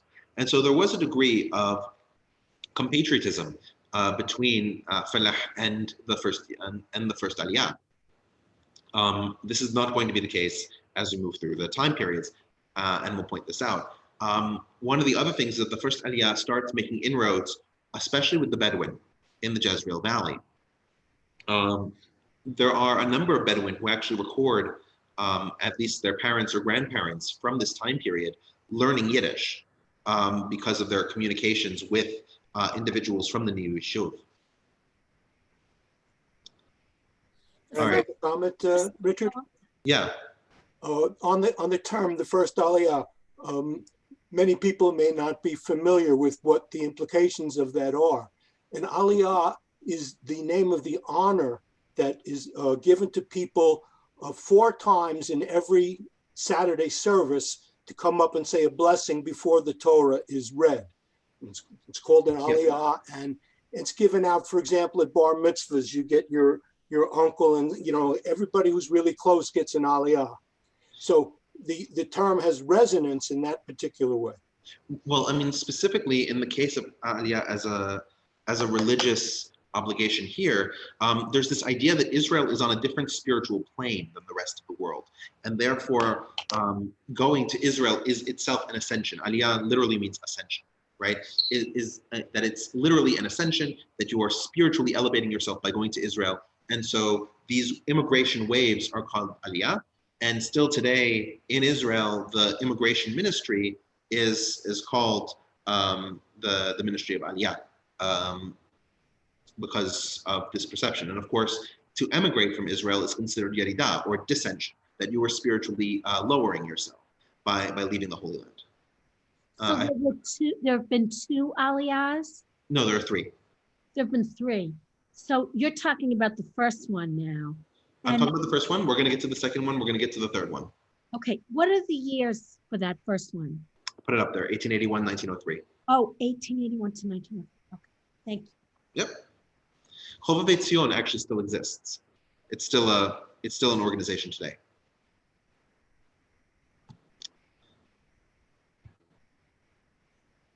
I think it's been folded into a number of other Jewish charities, but it still exists. Okay. Now, of course, the guy you've all been waiting for. You can see on the right-hand side is Theodor Herzl. Theodor was Austrian. He was, of course, a maskil. He was very secular in terms of his upbringing. It's very clear from his writings that his knowledge of Hebrew from a religious perspective is practically zero. And his knowledge of religious customs is also practically zero. But he was very culturally Jewish, and he felt very connected to the Jewish world in this sort of way. And as an Austrian, his intuition was very similar to other maskilim, which is that the resolution to Judenfrage, the resolution to this question of whether Jews could integrate to Europe, was an affirmative yes, that Jews had a part in Europe. Now, of course, he would be confronted by the massive anti-Semitism in Russia, but he considered Russia to not be the primary example of the way that Europeans could manifest positive attitudes towards Jews, Russia being laggard in the development of human rights and citizen benefits. The awakening call came to him when he saw the trial of Alfred Dreyfus. Now, Alfred Dreyfus was a commander in the French military. He enrolled in the French military in the 1880s and was made a captain in charge of an artillery battery along what would become the Maginot Line. For those who are a little rusty on their Franco-German history, in 1870 to 1871, France and Germany went to war in what's called the Franco-Prussian War. This war was a massive victory for Germany, and Germany annexed the provinces of Alsace and Lorraine, which had historically been French territories with a large German-speaking population. In order to prevent a second German invasion, a number of fortifications and battlements were put along the border between France and Germany, where it now stood on the French side of Lorraine. This line, as I said, would become to be known as the Maginot Line by World War I. The reason this defense was not ultimately successful in repelling a German advance during World War I was that the Germans managed to sideline this by invading through Belgium. Now, completely separate to this, right, because this was during a peacetime period, Alfred Dreyfus was responsible for maintaining several artillery batteries along these battlements of the Maginot Line. It was made aware, the French command was made aware that there had been a spy in the ranks near to where Alfred Dreyfus was positioned. that would give away to the Germans specific secrets of how these battlements are structured, what kind of artillery they were using, and other defensive information. It's been alleged by Émile Zola and other French authors from the time period that the French military knew quite well that Alfred Dreyfus did not reveal this information, and that he was simply chosen as a victim in a military court-martial, which was arranged as a kangaroo court, specifically because of his Jewish origins. Additional documentation has shown that a captain of Hungarian origin, Esterházy, was the one who actually revealed this information. Esterházy was never convicted or tried for this act of treason. You can see on the left-hand side, Alfred Dreyfus, a direct portrait in the upper part, and you can see in the lower part, his sword being broken. Of course, as a captain, he was given a sword as a symbol of his military forte and his loyalty to France. The breaking of the sword was symbolic of the fact that he was a traitor and therefore not fit to carry an artifact of the French government. After this trial, he was sent to Devil's Island, which is a prison off the coast of South America. The area, of course, was part of French Guiana, which is still a part of France today. Devil's Island is in a tropical zone and far isolated from all kinds of palliative care, meaning that his health significantly deteriorated while he was there. Eventually, the French government recognized the wrongdoing that had occurred and exonerated him entirely.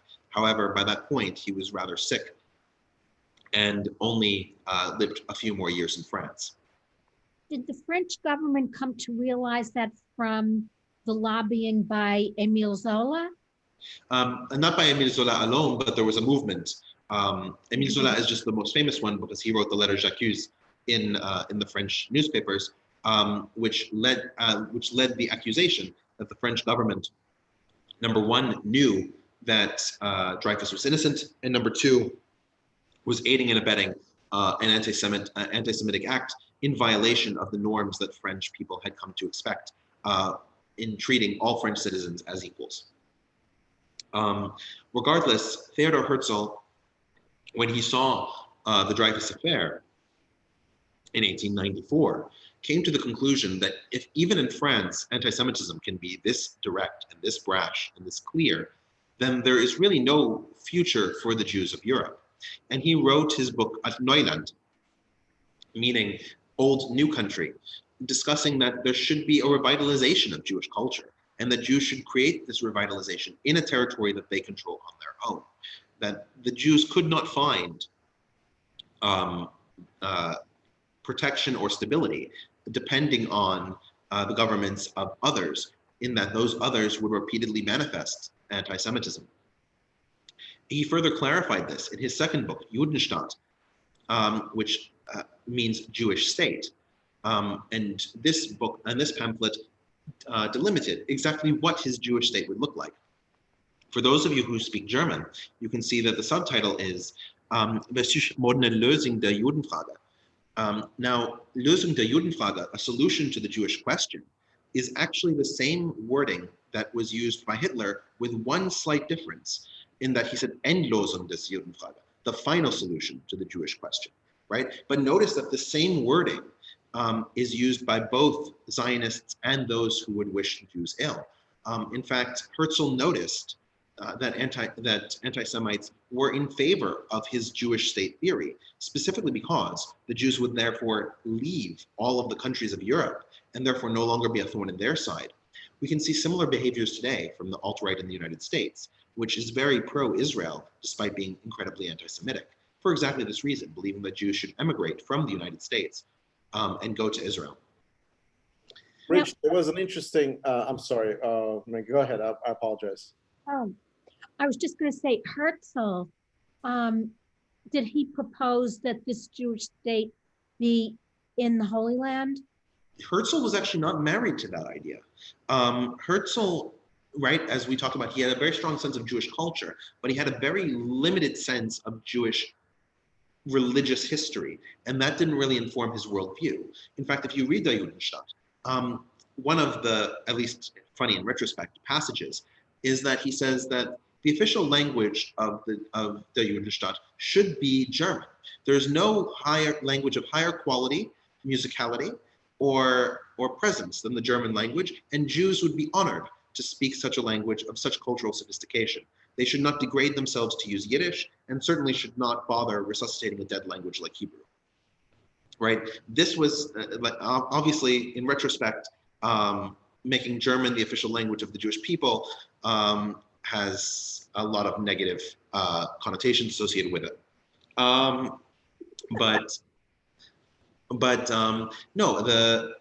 And he was also one of the ones, we're going to talk about the World Zionist Congress in a bit. He was one of the ones who was in favor of the proposal to build the Jewish state in Uganda, specifically because it looked like it might be easier in terms of the logistics to actually do that and get that passed through the British Parliament than it would be to get access to Palestine. I feel like there was another question. Yeah, I just want to add something.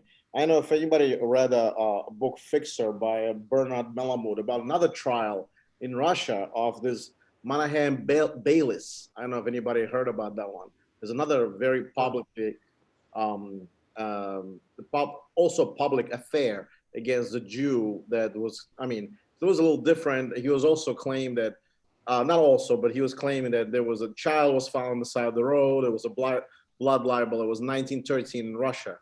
And it was a similar type of affair. So this is the two most publicized affairs against a particular human being. So this Menahem Baylis is very famous for the Russian side of it, just like a Dreyfus thing. Go ahead. Right. And another parallel is in Russian, I believe, Korolenko, who was a famous Russian writer, was advocating for Baylis, similar to Zola advocating for Dreyfus. Right. I would say that, though, from Herzl's perspective, the trial of Baylis would not have surprised him. Russia's anti-Semitism was well known, and he expected Russia to behave that poorly. It was the fact that even in a country like France, that this would happen. That's what really inspired him, because he was at that time a journalist, and so he was actually reporting on the Dreyfus Affair while it was happening. Now, you're probably wondering why I have this Ottoman Sultan Abdulhamid II referenced here. That's because as part of Herzl's attempts to create a Jewish state, he gathered a number of wealthy financiers together and created a monetary proposal to the Ottoman Sultan in the mid-1890s to buy the territory of Palestine from him, despite the size and largesse that Herzl was able to give.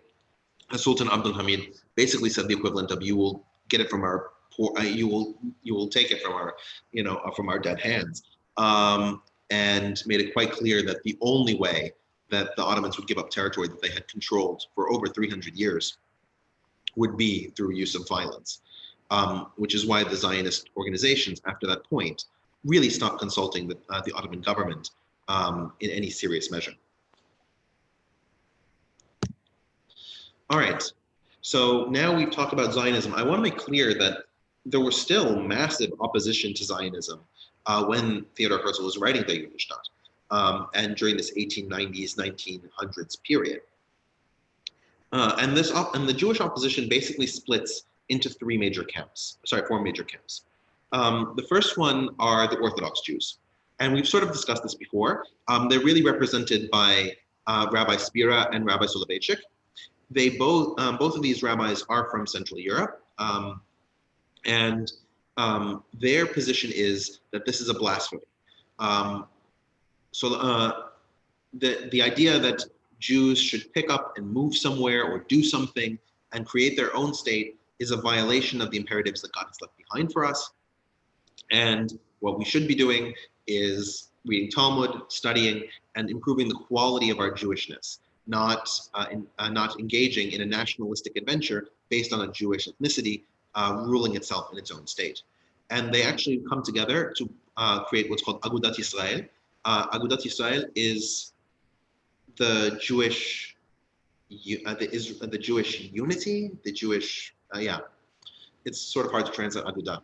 But you can see on the left-hand side with an upside-down leaf, that is actually the marker of Agudat Israel when they are certifying kashrut, that food is kosher. The various Orthodox rabbis opposed to Zionism formed Agudat Israel to unify their opposition. And yeah, you can see on the top, it says, Habed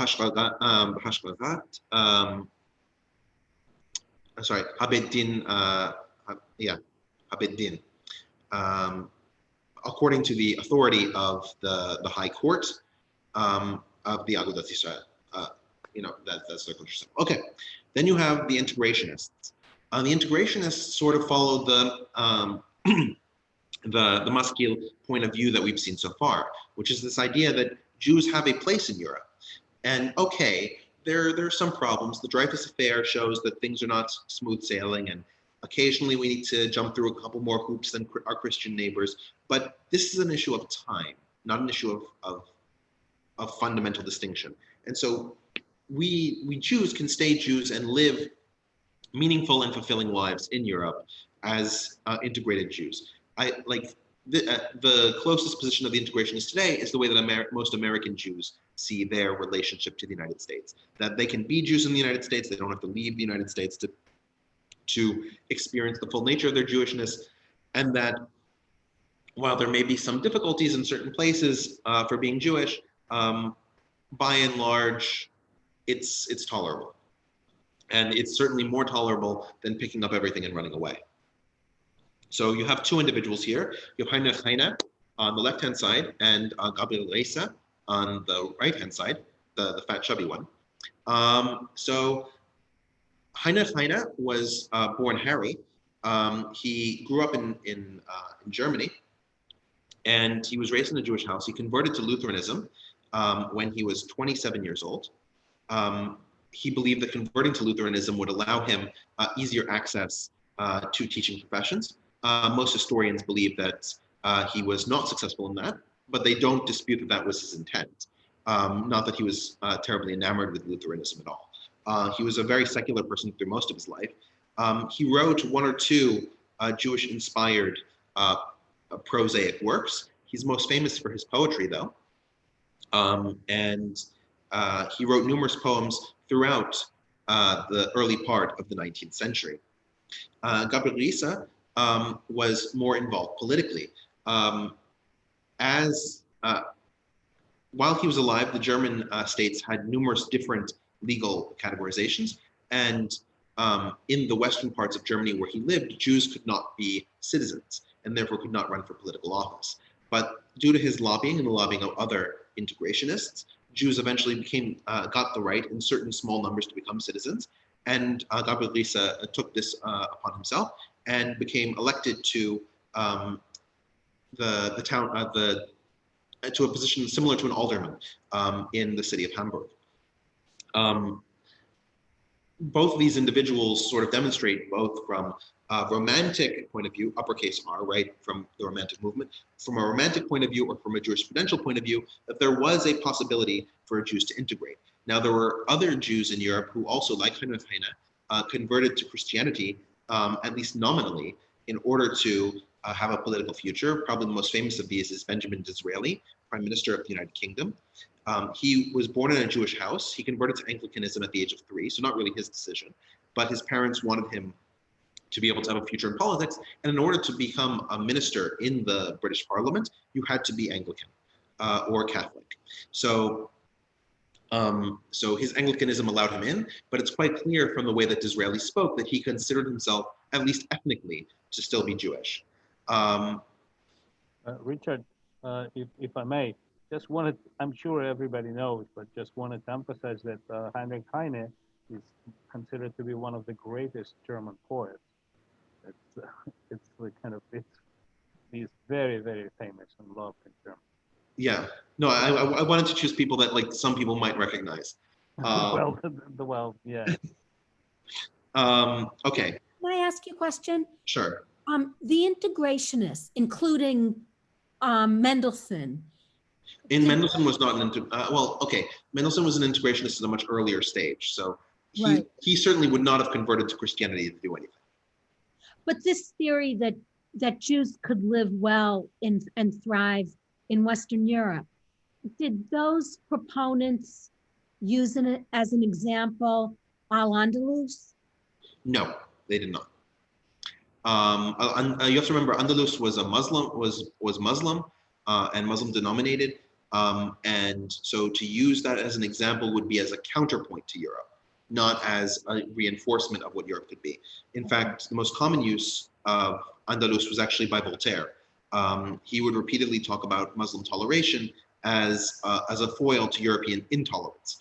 The idea of saying that this is a model that Europeans should strive to would be to sort of subtly implicate that Europeans should convert to Islam. But there were Christians there too, right? Right, but they weren't in positions of power. I see. Okay. I guess the other point that I should make is that the integrationists opposed Zionism not because they opposed its secular character like the Orthodox Jews did. They opposed it primarily because if you made the argument that Jews had to leave Europe, that Jews had to find their own place, they're saying that the process of integration isn't possible, that Jews are somehow anathema to Europe. And so the existence of a Zionist project was a direct refutation of their argument that you could integrate, that you could you could bridge the distance, it would just take time. The autonomists are a rather small movement. They've disappeared completely today. The autonomists are best represented by Simon Dubnov. He was living in the Soviet Union, in the Russian Tsardom at the time. And at this point in the Russian Tsardom, there was a very strong concept of nationalities, that there were different nations living in the Russian territories, like Tatars, like Lithuanians, like Belarusians, like Ukrainians, like Ruthenians. All of these different ethnic minorities should receive a certain degree of autonomy in terms of their own self-regulation. They should be able to create their own schools. They should be able to run their own religious services. They should be able to have their own cultural affairs while being part of the larger Russian Empire. Simon Dubnov basically makes the same argument with respect to the Jews, saying that the Jews are a nation similar to all these other nations, same as the argument that the Zionists were making, right? That they're a distinct nation. The difference is that Simon Dubnov says that it's much more reasonable and much more practical to just work things out where Jews already are and give Jews cultural rights without necessarily giving them political rights.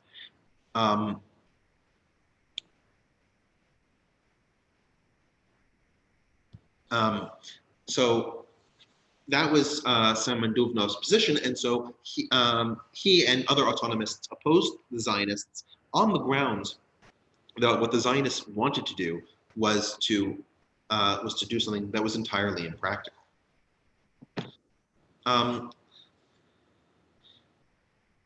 Finally, the last category, and I couldn't find a person who's really emblematic of the Bundist movement.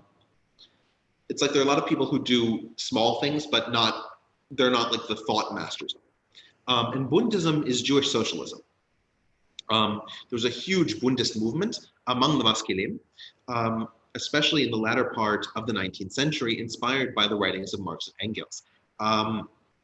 These individuals believed in a socialist revolution that should occur throughout the world. And the socialist revolution, of course, would be blind to religion.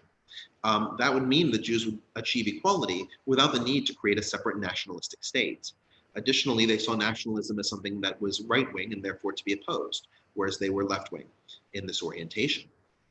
The Bundist movement was represented throughout Europe and was highly subscribed to, especially in the areas of the Russian Tsardom, as well as in the United States, where a significant number of Russian Jews had gone, especially those who were more secular in orientation, which would make them more open to being Bundists. The Bundists almost exclusively pulled from less religious Jews, as more religious Jews would have objected quite strongly to socialism as a general idea. Would Trotsky have been a Bundist? I don't know if because the Bund actually was an organization. I don't know if Trotsky was a member of the Bund, but certainly many of the Mensheviks and Bolsheviks were former Bundists, if they were Jewish. I can't make out the word on the left, but it could be a curse word in Russian. start with the B. I mean, it's Cyrillics, but The Bundists were a faction. No, it just was Bund. it just says Bund. I'm sorry, because it says L. It says BL. I mean, No, you're right. It's not Bund. It's actually something else, and that Yeah. Yeah, So the Yiddish says Ker, but I don't speak German well enough to know what the word Ker means. the Bund were a recognizable faction within the Russian social democracy. And they actually played an interesting role in the third Congress, which was where the Bolsheviks and the Mensheviks split. So many people know that the word Bolshevik means majority, but in fact they were not a majority. The principal position taken by the socialist organizations were that it was wrong to mix an ethno-religious identity with socialism. Yeah. That was the principal Marxist position. So that meant that the people who became the Mensheviks would not ally with or consider themselves in a faction with the Bundists. Lenin, on the other hand, took the opportunity to make common cause with the Bundists. And that was how he gained the power to throw out the editorial board of Iskra and basically take over the Russian social democracy for a brief period of time, which precipitated the split between the Mensheviks and the Bolsheviks. Of course, Lenin dropped, and the Bund basically left the conference and played no other role in that for the rest of that third party Congress. Yeah, there was an interesting Lenin quote when they asked him, what do you think about Jews in Russian Empire? And he said that, it's the old inklings of the, Tsarism, and therefore, the Jews are just free countrymen like everybody else. Right. All right. So now we move into the World Zionist Organization, the World Zionist Congress, and the second Aliyah. Right. The second Aliyah is from 1904 to 1914. So starting in 1897, Herzl starts organizing these World Zionist Congresses. You can see an image from the Second Zionist Congress that was in Basel in 1898 with Jews from all across Europe, representatives from America. You can even see in the lower right-hand corner where Herzl is standing with Caucasian Jews. Caucasian Jews are the Jews of Azerbaijan, and they had sent emissaries to this conference. There are indications that Herzl explicitly ignored the Jews of the Middle East.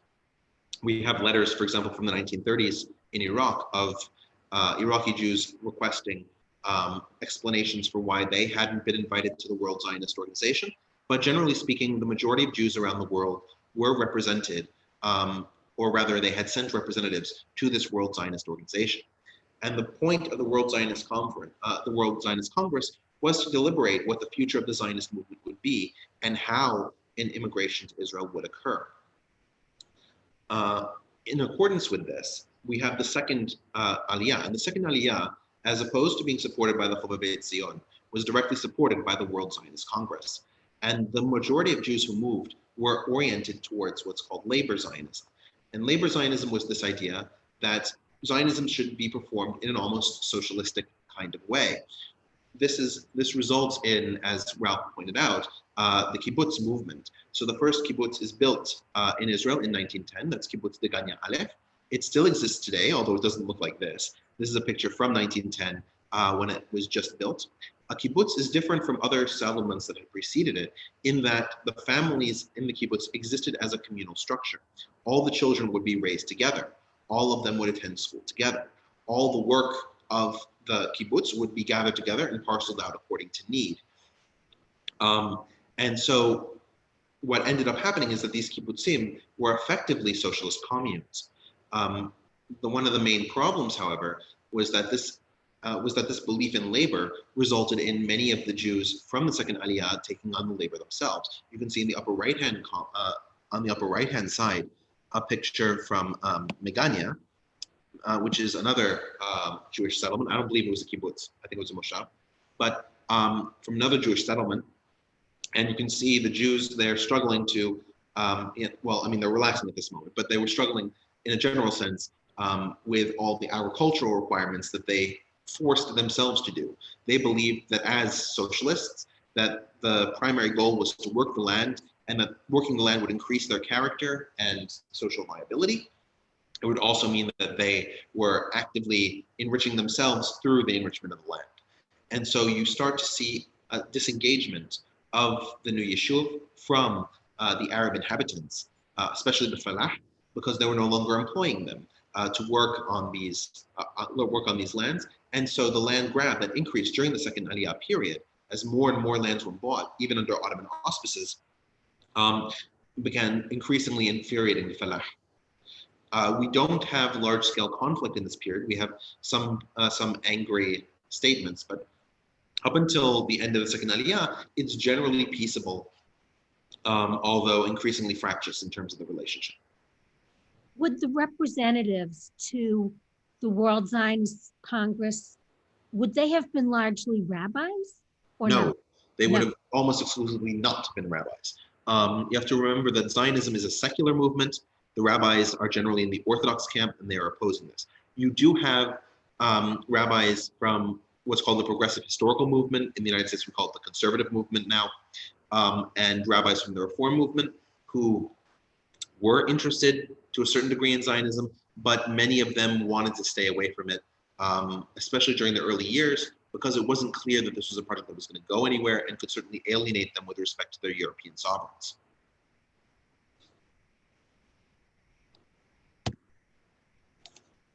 And they're congregants, right? It depends if the congregation was Zionist or not. Obviously, at this point, Zionism is still a minority opinion.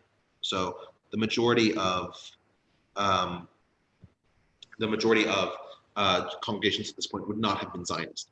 Whether they would have been anti-Zionist or not, as opposed to just being non-Zionist, is a different question. Now, we've been talking about Europe for a while, so I wanted to pivot a little bit to the United States. Now, in the United States, during most of this time, especially during the first and second Aliyah, Zionism was generally unpopular in the United States, from the religious population to the less religious population. From the religious population to the secular population, generally American Jews were disfavorable towards Zionism. The real change occurred when Louis Brandeis in 1915 discovered that his uncle was a Zionist. And so because of that, he became very interested in figuring out why exactly his uncle would be Zionist. Upon discovering the Zionist literature and reading through it more closely, he saw the clear parallels between the American experiment and the Zionist experiment, saying that Zionist values are democratic values. They're rooted in concepts of social justice and creating of a free and fair society. The Jews who want to go to Israel want to return to their ancestral land, and they want to do so in a way that accords with democratic norms and modern civility. We should support this as Jews, because in so doing, we are better Jews and therefore better Americans. And he layered these two ideas of America being a city on a hill, Jerusalem being a city on a hill, that these ideas that the center of American identity as a post-colonial movement is in the same way the center of Zionist identity, trying to create a post-colonial movement for independence of Jews. Now, on the flip side, you had numerous Jews who were either anti-Zionist or non-Zionist. Probably the clearest voice on the anti-Zionist camp is Jacob Schiff. He's the founder of the American Jewish Committee, which ironically is one of the strongest advocates of Zionism in the United States today. Throughout his tenure, Jacob Schiff was opposed to Zionism. His major argument was that it would induce a fear in Americans that Jews were disloyal, that Jews should be advocating on behalf of their rights as Americans. They should not be advocating on behalf of rights of Jews in foreign countries and have some kind of divided loyalty. Quick question. Are you at all going to talk about, and I'll see if I get this right. Is it called the Philadelphia movement? It's like the Reform Jewish movement in America. No, talk about it. I'm sorry. No. I was going to talk about this period. I was going to talk about the late 40s, but I wasn't going to really go in depth with the United States. Okay. Okay. No, I didn't know. Yeah. Then, of course, there's Hollywood. And contrary to the Hollywood of today, the Hollywood of the 1920s was more Jewish and less pro-Jewish, in the sense that it was more Jewish and that there was a higher percentage of individuals associated with Hollywood who were Jewish, Jews famously choosing to engage in the movies industry because they were forbidden from, by law, from being involved in the radio industry. But most of the Jews who were involved with film were neither culturally Jewish nor religiously Jewish. They were strictly ethnically Jewish. And they were very suspicious of the idea that they should appear ethnically partisan. Accordingly, almost no Hollywood film made until the late 40s really discusses Jewish identity, except in certain cases where a Jew converts to Christianity in order to marry the love of his life. We see no endorsement from the movies of the concept of Zionism. We see no support for the development of Jewish culture, Jewish identity, or Jewish nationalism in the movies in Hollywood. By and large, the Jews in the United States, aside from those who are followers of Brandeis, and Brandeis does manage to bring 200,000 American Jews into the Zionist fold, with the exception of those who follow Brandeis, we really don't see any cultural push in the United States for a Jewish state at this point in time. Of course, it's a very different situation today. Richard, it may be a deviation from the whole topic, but I never heard about the law forbidding Jews to be involved with radio. What is it? I don't remember the specifics of the law. I remember learning about it like 10 years ago or so. But generally, I don't know, or it might not have actually been a law. It may have just been like a professional exclusion, because a lot of these, it was basically a guild structure. Yeah, all the radio was guild, whereas the movies weren't. And total micro sidebar. So I live in northern Jersey, right by the bridge, the GW Bridge, Fort Lee. So Fort Lee was the Hollywood of the 1900s and 1910s. And so all of the people, the original people who were Jewish that moved to Hollywood, basically moved from New York and this little section of New Jersey. And if you ever get a chance, there's a little museum there. It's the Motion Picture Museum in Fort Lee, and you can see all of those original people who came from there. And so so movie making was like Silicon Valley. It was just kind of like it was just anyone with an idea who could buy like the technology and could put something together. Is what it was, until basically it went into Hollywood and became sort of more structured and formalized. Absolutely. Yeah, no, during this period, I think Silicon Valley is exactly the right way to categorize it. There was no institutionalization in Hollywood at this point, so anybody could get involved, which is why Jews were so overrepresented there. All right. Then we come into the phenomenon of cultural Zionism. In the European context, we really see it with Ahad Ha'am.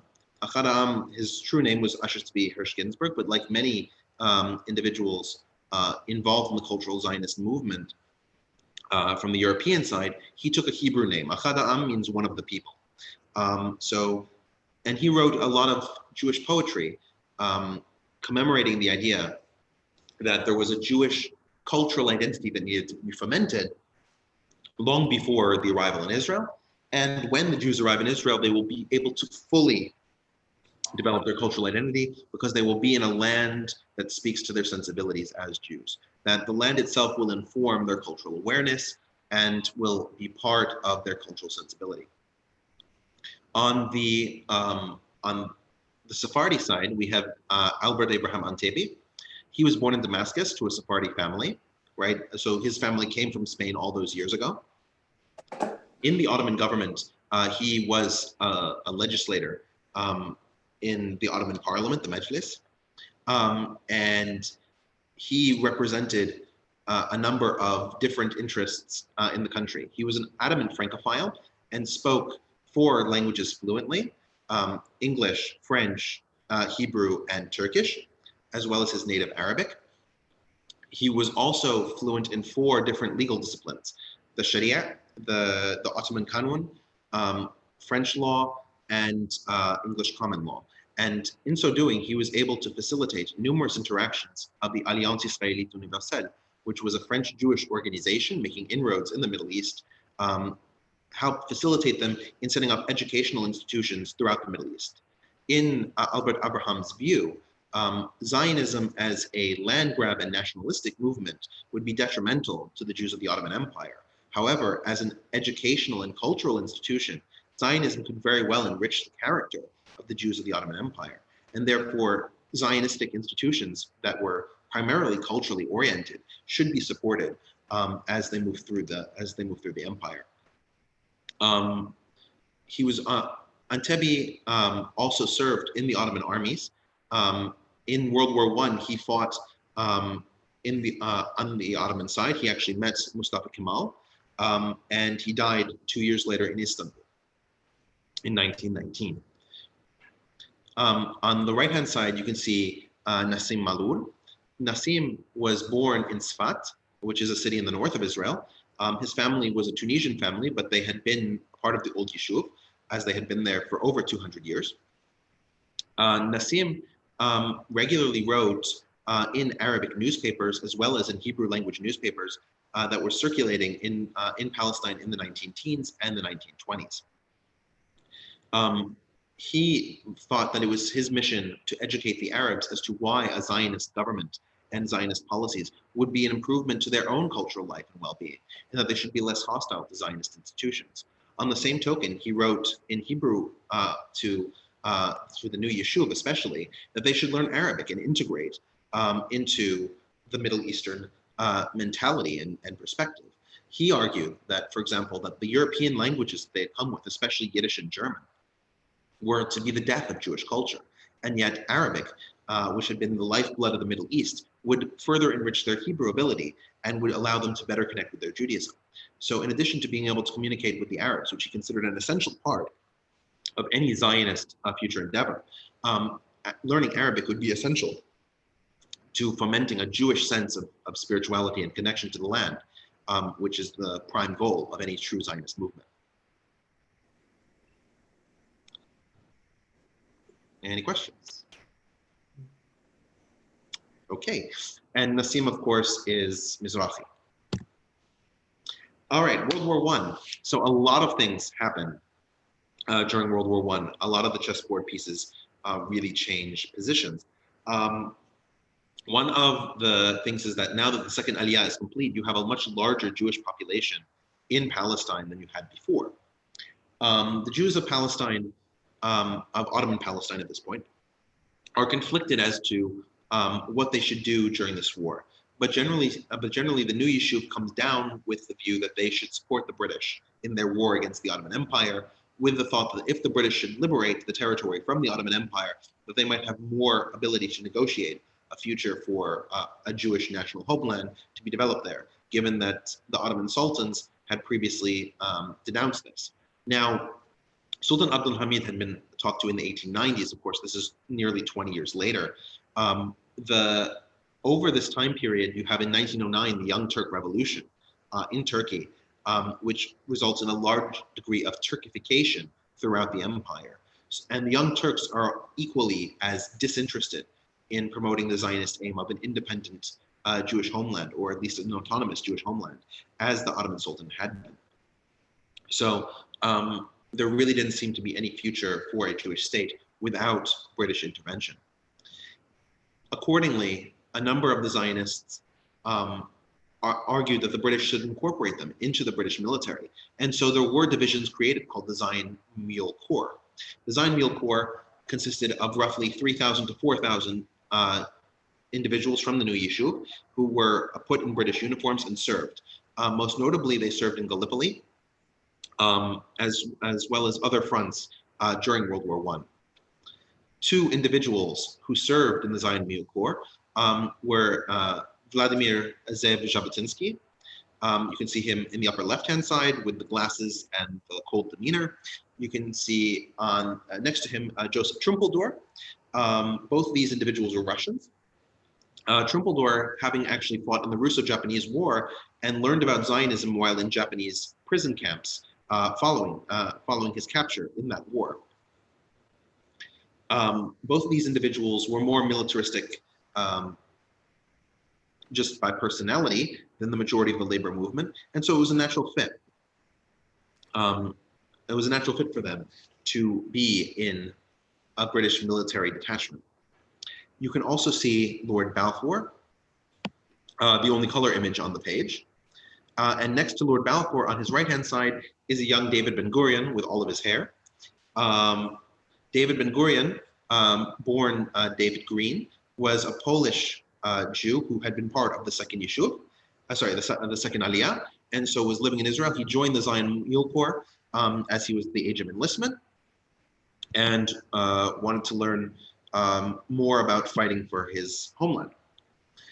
In the meantime, Chaim Weizmann, who you can see in the circled image, on the left-hand side in quasi-Arab garb, he usually didn't dress like that, he usually dressed in a formal business suit. He was a Russian chemist by profession, but fled Russia and came to live in the United Kingdom for the rest of his life.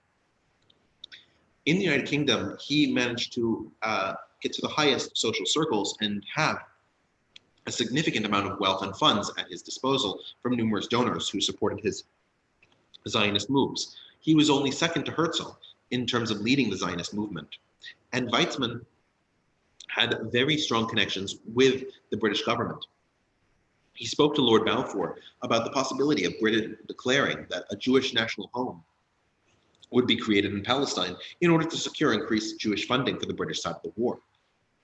Lord Balfour agreed with the general idea and put it up to the 13 members of his executive council whether or not they would approve the Balfour Declaration, which would issue to the Jews this idea that it was in the British interest to promote the creation of a Jewish national home in Palestine. Of the 13 members, only one dissented. The one Jewish member of the Executive Council did not want the implementation of Zionism. It was the Christian members who all agreed to approve the Balfour Declaration, which led to Britain's war aims being changed to taking over the territory and giving it to a Jewish national state. Now you can see in the lower left-hand side what actually made that physically possible on the ground. General Allenby of Britain launched the fourth invasion from the Egyptian side, because Egypt was a British colony at the time, launched an invasion from the Egyptian side to take Palestine and was successful. Allenby was successful primarily because he was a very devout Protestant Christian and knew his Bible well enough to remember in several passages of the Book of Kings, several battles that had taken place throughout the Mandate, and used tactics from the Bible to encircle the Ottomans and actually defeat them at the Battle of Michmash. After doing that, he was able to march through Jerusalem and take the territory for the United Kingdom in 1917. You can see in the lower right-hand corner, members of the Zion Mule Corps standing at the Western Wall, the holiest site in Judaism, after the British had reclaimed it. Lord Balfour, I take it, was just a member of the House of Lords? Yes, he was. One other piece that perhaps I forgot to mention is in the circled image. On the right-hand side, you see Faisal I of the Hashemite monarchs. Faisal I was somebody who, along with Chaim Weizmann, was involved in negotiating the Treaty of Versailles. Faisal I represented the Hashemite clan, which is one of the prominent Saudi Arabian clans, and one of those that traces its lineage to Muhammad and therefore has a lot of prestige in Arab circles. Faisal I was installed as the king of Syria, but he was overthrown by the French when he wanted increased autonomy from French rule. He was then placed by the British as the king of Iraq. Weizmann and Faisal I had good relations, and until the mid-1930s, Faisal had a positive view of Zionism, actively saying that the development by Jews economically of the territory in Palestine would be a great boon to the Arabs, and therefore the Jews and the Arabs could together form their own nationalisms and escape the bonds of Turkish servitude that they had previously lived. Richard, a comment on Balfour, Lord Balfour. He was a prime minister of Britain earlier on, and I think was the foreign secretary at the time of the declaration. Yes, he was. He was the foreign secretary. So he was acting as the lead official in charge of foreign policy, not just a member of the House of Lords. Thanks. Yeah. All right. Any other questions? He had a fantastic plan. Well, that, by the way, guys, that's called Middle East humor. Just laying it out there, just putting it out. I was going to say, in the Middle East, you can't have plans. That doesn't really work that way. This is my joke, guys. Like, you gotta it's not our fault. I mean, we gotta just enjoy the community that some of these people had. So now between 1917 and 1920, there was a bit of instability in the territory of the Levant region. Specifically, it was called the Administration of Occupied Enemy Territory, or AOET. The AOET was divided into 4 regions: North, South, East, and West. And the northern region, of course, would be reconquered by Turkey in the Turkish War of Independence in 1920. So what really concerns us is the other regions, the West, South, and East. The South region being the majority of the Mandate of Palestine. Now, because these borders were so nebulous, there were numerous skirmishes between Arabs and Europeans, especially if those Europeans appeared to be French or British. The Arabs wanting increased independence and the right to self-govern, the Europeans believing that they should implement the mandate system as prescribed in the Treaty of Versailles and as part of the hidden Sykes-Picot Agreement of 1916 between the British and the French. The San Remo Conference of 1920, you can see in the circular image in the lower left-hand side, a picture from that conference. The San Remo Conference delineated the exact mandates and territories of control that each of the victors in the war, the British and the French, would have in that territory.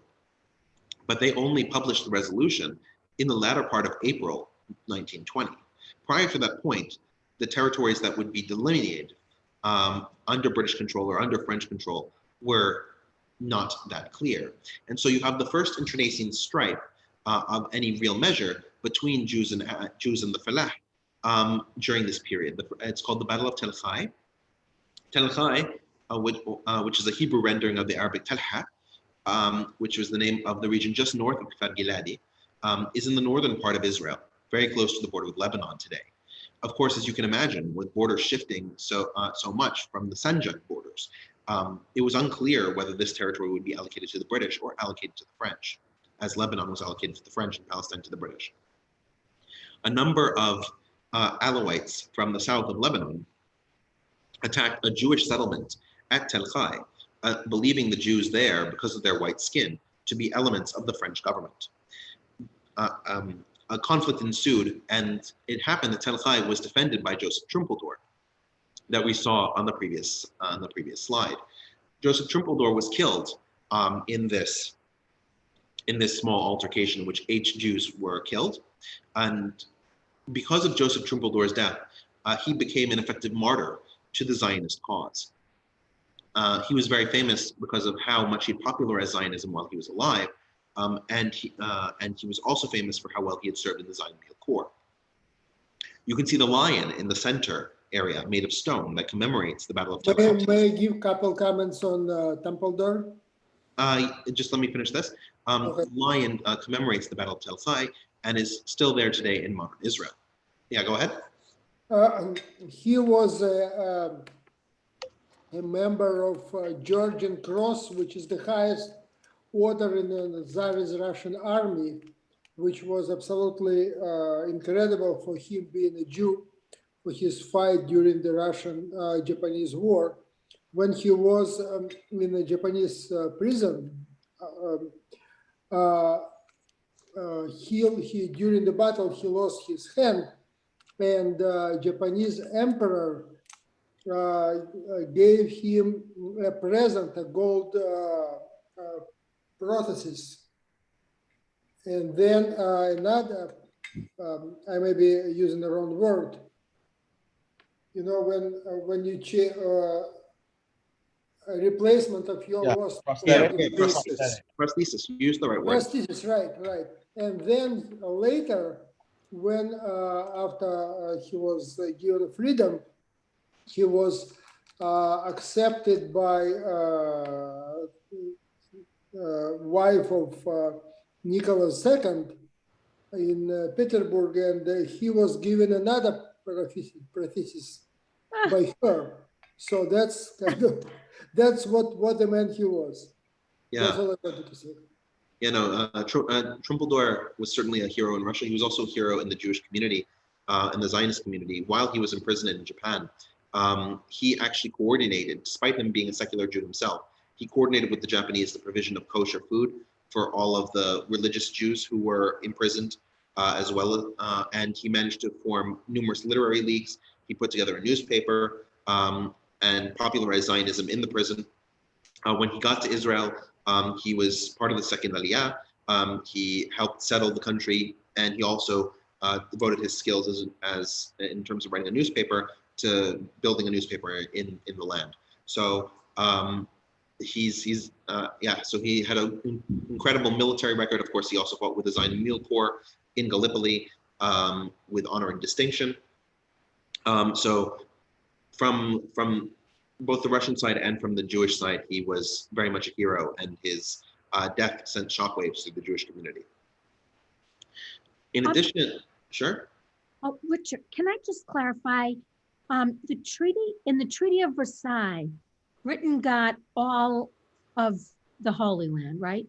Correct. But the thing is that the territory was not delimited in the Treaty of Versailles. Like, it didn't say that it stops at this kilometer and then goes by this river and then. So it's a little nebulous. Yeah, it was like the southern part of the Levant will be the Mandate of Palestine, and the northern part will be Lebanon. Okay.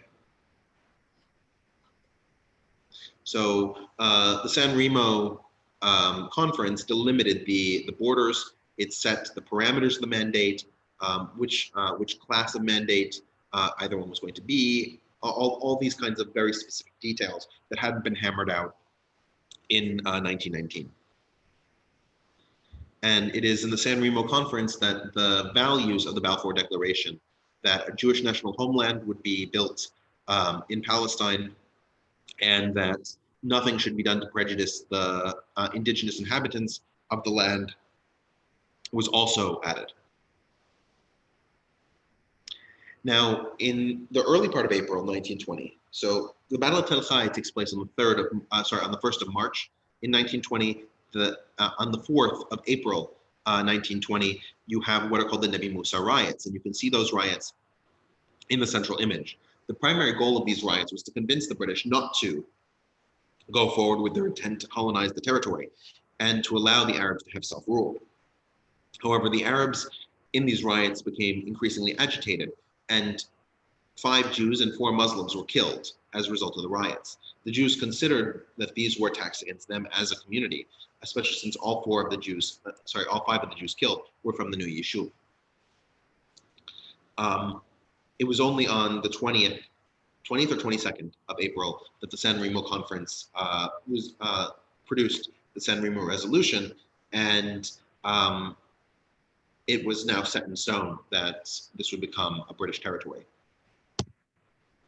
Now, according to San Remo in 1920, the mandate for Palestine included both the areas on both sides of the Jordan River. That there would be, it shouldn't say Jewish Palestine. There are only so many maps you can find.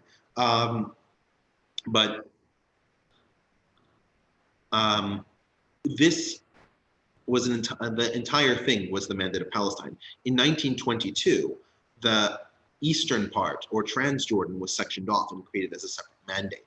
And so the remaining Mandate of Palestine was the territory that would be ruled directly, and that's what we're going to talk about. The Transjordanian part is not really relevant for our discussion.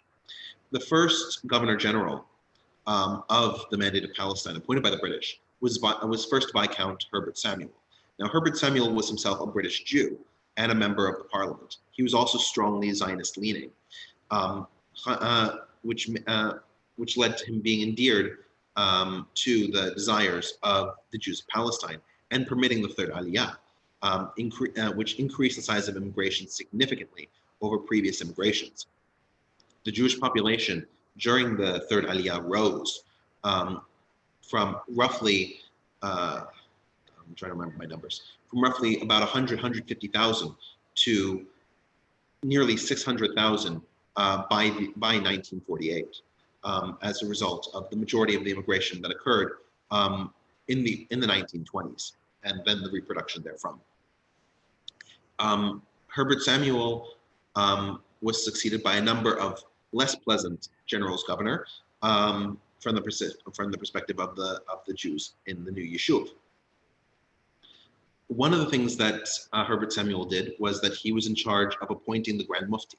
This was a position that the British typically did in their colonies where they had a significant Muslim population. The Grand Mufti would be a political position where he would represent the will of the Muslim majority in that country, and at the same time be useful for preventing rebellions and other developments from that majority. Sort of the idea of having a steam valve to release some of the pent-up pressure, and conversely to do some of the internal housekeeping. And so Hajj Muhammad Amin al-Husseini was the Grand Mufti that Herbert Samuel chose. As was typical, Samuel was presented with several imam candidates from the Falah population, and this was the man he chose. The Al-Husseinis and the Nashashibis are two Jerusalem families, Arab families with a very long history in the city, so it was a reasonable choice for him to have made. There are conflicting documents from the period between 1920 and 1936 as to whether Muhammad Amin al-Husseini, Hajj is a title as well. Muhammad Amin al-Husseini was somebody who was amenable to British interests and generally kept things stable, or was a thorn in the British side. Yeah. Richard, all these mandates, they're not countries yet. No, a mandate is effectively from the, I'm trying to find the right way to say this. Okay, from the perspective of the Treaty of Versailles, all of these countries in the Middle East were like little children. They had been under empires for so long, they didn't know how to govern themselves. And so out of the kindness and generosity of the hearts of these industrial imperialists who had long experience in governing, they were going to oversee the developments that would lead to them having the ability to self-govern and create leadership councils that would have representation, and therefore they would be able to learn the effective means, and eventually they would be allowed to be free, right? It wasn't a colony in perpetuity, it was a mandate tending toward an eventual emancipation. Now, there were different categories of mandates depending on whether it was believed that the mandate would lead to independence in a short term, medium term, or long term. So Class A mandates, such as Palestine was, were territories where within one generation it was believed they would be able to have independence. There were Class C mandates like the Carolina Islands, today the country of Kiribati, in the Pacific Ocean, which was a Class C mandate because it was believed that it would take 100 years for them to learn how to govern themselves. Any other questions? When in 1922, the British government gave separate mandatory status to Transjordan, Jewish settlement was forbidden in Transjordan, and the Yishuv was only allowed to settle in the territory of the Mandate of Palestine. Within Palestine, you start to have the development during the third Aliyah period of the chief rabbinate. Now, most countries where Jews have a significant population, they will have a chief rabbi. Similar to the Grand Mufti, this is a political position, not an ideological or religious position. The chief rabbi's goal is to represent the interests, needs, and perspectives of the congregation under his tutelage. Now,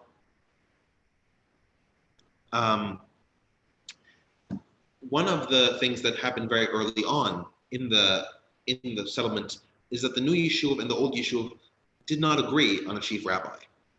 The new Yishuv, as we pointed out, is almost all Ashkenazi, almost all coming from Europe, and the old Yishuv is almost all by Sephardic rite, either Sephardi ethnically or Mizrahi ethnically. And so you have the development of two different chief rabbis. You see Avraham Kook, who was a Russian-born rabbi on the left-hand side, and you see Ben Zion Meir Uziel, who was a Palestinian-born member of the Old Yishuv, on the right-hand side, the Sephardic chief rabbi. Now, Avraham Kook was one of the first members of the religious Zionist movement.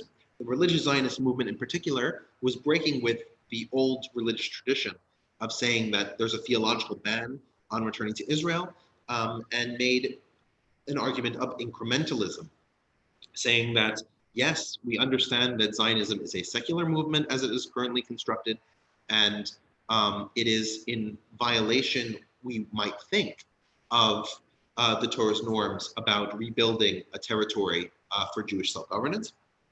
However, they are simply preparing the way for the Messiah to eventually come. They do not know that they are performing a mitzvah, a ritual commandment. They do not know that they are performing a mitzvah in terms of their developing the land, because of course they're not spiritual enough to understand that. But by going to Israel, their spirit is increasing. And we should go there to further make them more religious, understand the spirit that they are increasing, and understand the positivity of their mitzvah. And eventually, their return to religious Judaism will result in the arrival of the Messiah.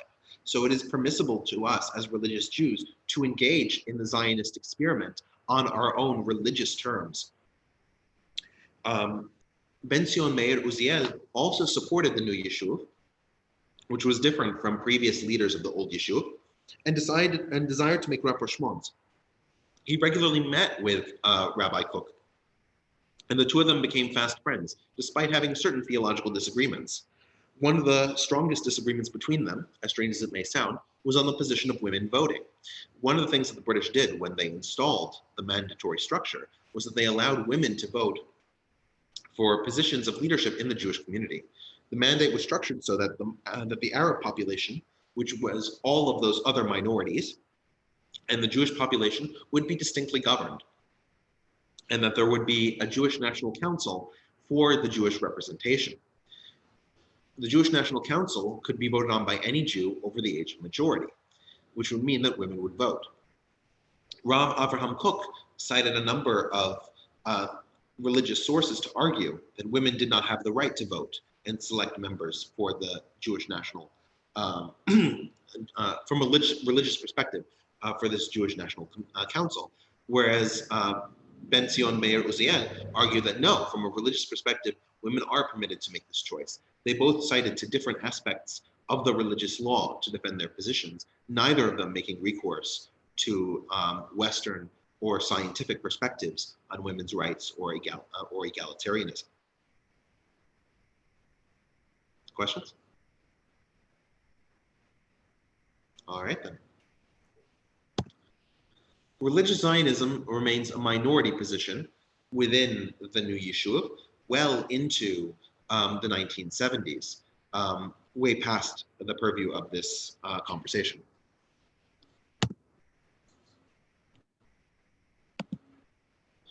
Religious Zionism is still active now, isn't it? Yes, of course. Yeah. Right, but this lecture is only going to go till 1949 because, I mean, I imagine you want to eat dinner and go home and have a life. So midnight. Let's go to midnight. Let's go to midnight.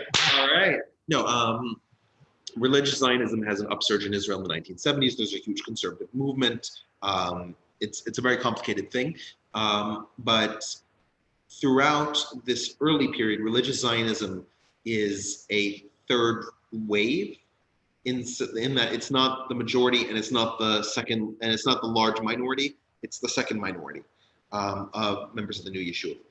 They're very underrepresented. Rav Kook's position is not generally accepted by the Orthodox community until the 1960s. There are Orthodox who follow him, certainly, and the number of Orthodox in Israel increases during the third Aliyah. But generally speaking, the majority of people are much closer to Dov Ber Baruchov, who we're going to see now, who is a representative of the labor Zionist movement. As we discussed before, the Zionists who came in the second and third Aliyah were more inclined to be socialist or Bundist in their ideological leanings, even if they were not strictly Bundists as registered. Dov Berokov, in numerous of his writings, talks about a unified class struggle to implement the socialist revolution in the territory of Palestine. So their position as socialists is not a fig leaf, democratic Bernie Sanders socialist position. They honestly believe in Marx and Engels and the position therefrom. This is the majority position in Israel, even into the early days of the independent state, that what should be attempted is a labor-based state with equality for all people, even though there may be some distinctions when it came to the Jewish relationship with Arabs. Now, during Adolf Ben Baruchov was really emblematic of the movement, and he made numerous repeated overtures to developing the economy of the state, as well as the internal infrastructure of the state. But his views were always correlated with this socialist impulse in mind. On the flip side, the minority position was the revisionist Zionist perspective, which started gaining traction in the late 1920s and was led by Vladimir Zev Jabotinsky. Now, we've talked about him before. He was in the Zion Mule Corps, and Jabotinsky, in contrast to the labor movement, believed that the Arabs would not be amenable to a Jewish state. The labor movement believed that perhaps if they could teach the Arabs class consciousness through socialism, they could unite and become one entity. But the revisionist movement argued that there was no way that the Arabs would ever give way to a Jewish settlement.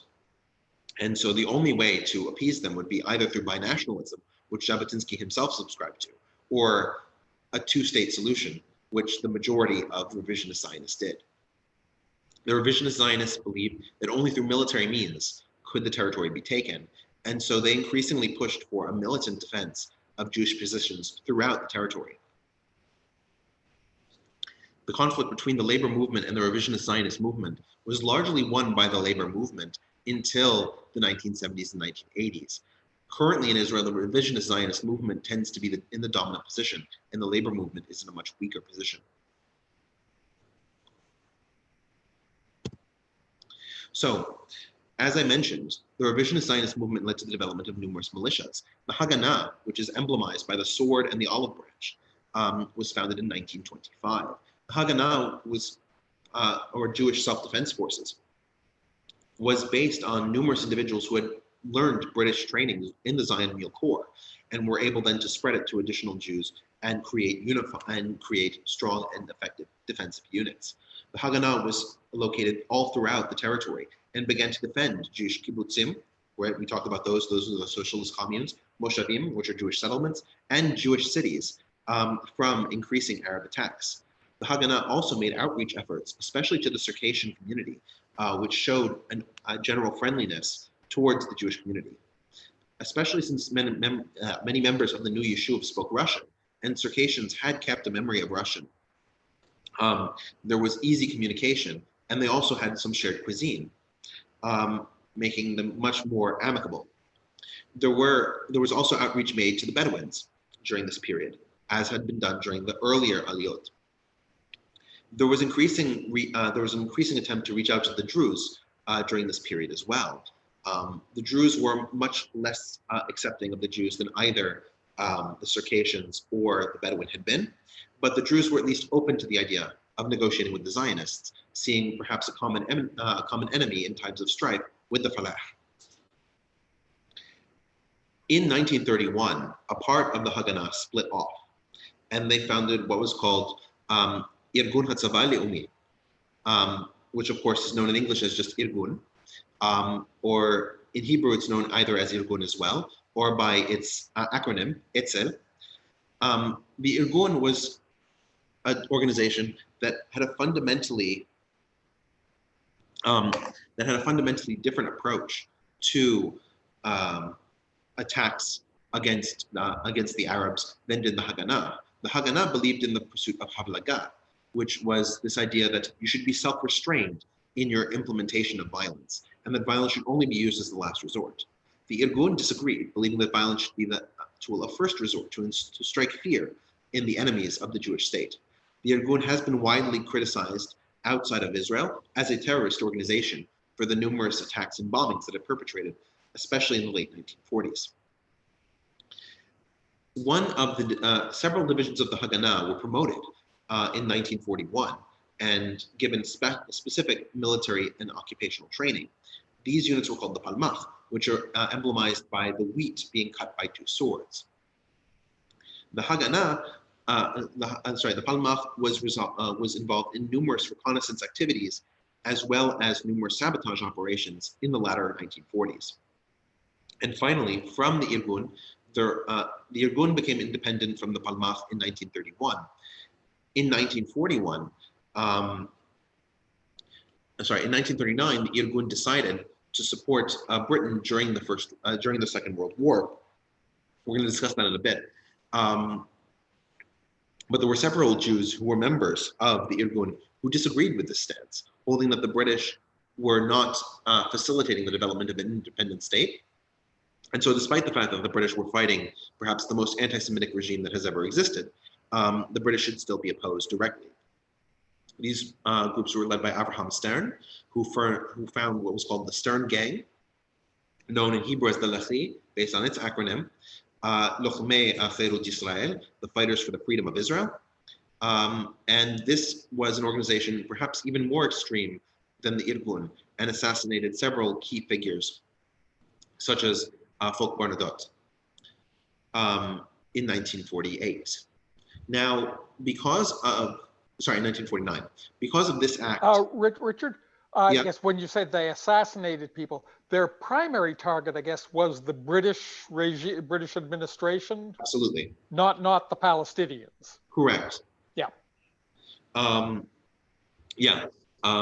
They because of this assassination, which was a public incident, Folk Bernadotte was an emissary from Sweden. The Israeli government actually criminalized them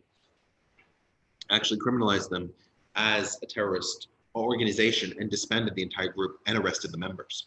However, only a few years later, all the members were pardoned, and numerous of them continued to have active political or military lives, including one of the prime ministers of Israel, Yitzhak Shamir, who was part of the Lachi. On the Arab side, there are numerous different forces that are less clearly organized or developed. Probably the most central one was the Arab High Committee, which is Al-Lajna Al-Arabiya Al-Ulya. The Arab High Committee was the representatives of the Falah in their negotiations with the British, and they recruited numerous different townspeople in almost a militia-like apparatus to defend the interests of the Falah, who were increasingly afraid of the Haganah and these other Jewish militant groups. In 1936, for reasons that we're going to discuss, there was a revolt in Palestine that was led by the Arab High Committee, but when it came time to launch the war in 1948, the Arab High Committee had been banned. Accordingly, it fell to other organizations that had been based on the Arab High Committee to fill that void. The most common one, waving the old flag of the Arab Revolt in 1916, was the Jaysh al-Jihad al-Muqaddas, the Holy War Army, and the Jaysh al-Inqadh al-Arabi, the Army for the Salvation of the Army for the Arab Salvation. As you can see, the Army for the Arab Salvation made very clear what their goal was, the removal of Jews from the territory, which is why their flag is literally a Jewish star with a sword going through it. The sword, of course, being a khanjar, a typical Arab dagger. The Holy War Army was primarily run and operated by Falah themselves and directly commanded by Abdul Qadr al-Husseini, who was a relative of Haj Amin al-Husseini, the Grand Mufti. The Jaysh al-Inqadh al-Arabi was primarily ruled out of Syria and was much more in line with the Arab League and external interests to the Falah. However, the majority of recruits were themselves Falah. All All right, any questions? Fun.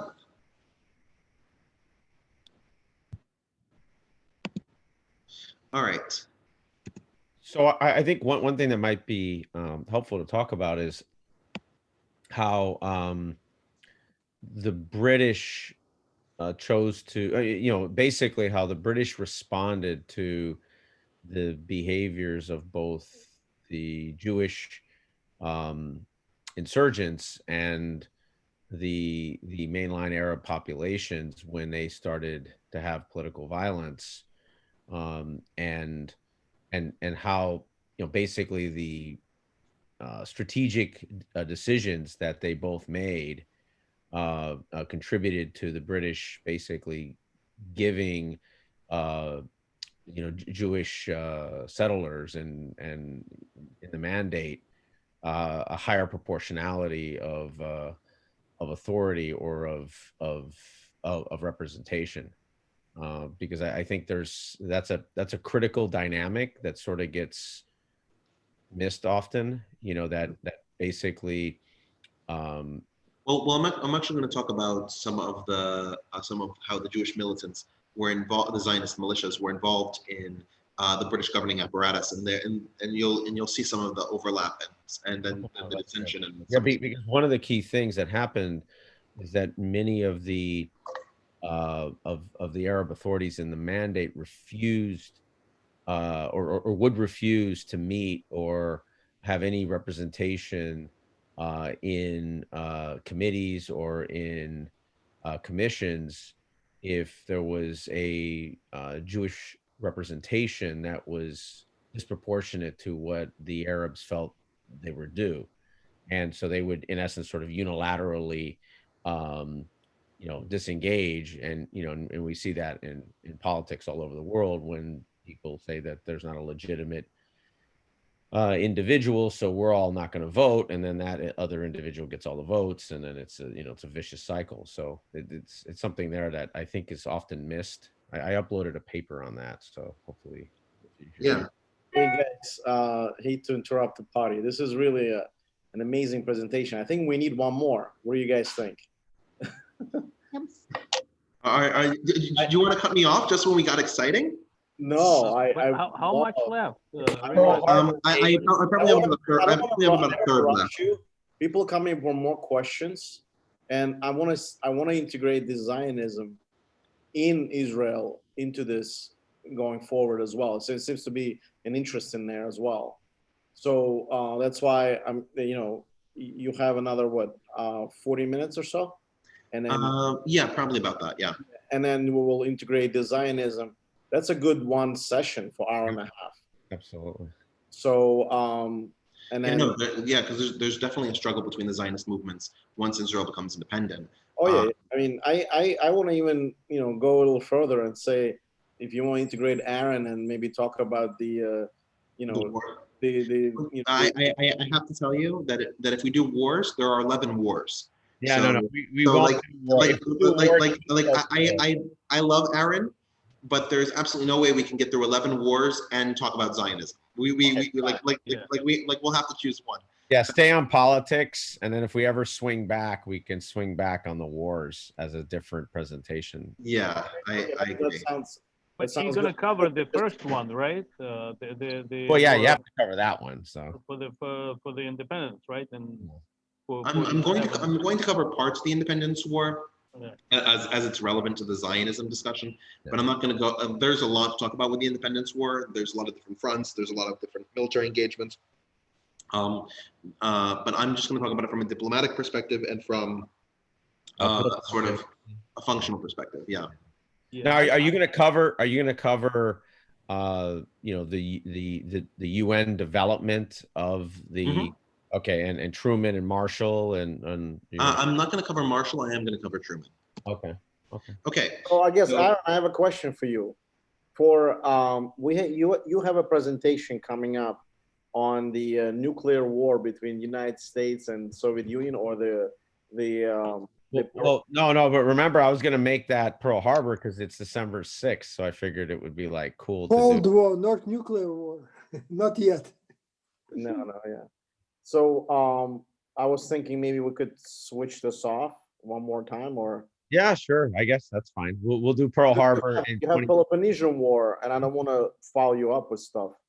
And I'm sure you have something That's- else coming up. That's okay. No, that's good. I was Yeah, gonna. All I was gonna do was remember I was gonna do Pearl Harbor, like the actual Pearl Harbor, finally, because it was December 6th, which is a day before or 2 days before, depends on where you're on the world. But we could do that next year. That's fine. I mean, the Pacific must go on. You know what? You know what? I will switch Sergio one for Ways of Samurai, and I'll give it to. Then I'll leave the nuclear war, and I'm It's gonna not give, nuclear. Don't you get it? Like it's Pearl Harbor. Remember? I'm sorry, Pearl Harbor. Yeah, I'll switch to Pearl Harbor. I'll put it in, and then you know, then I'll give 1220.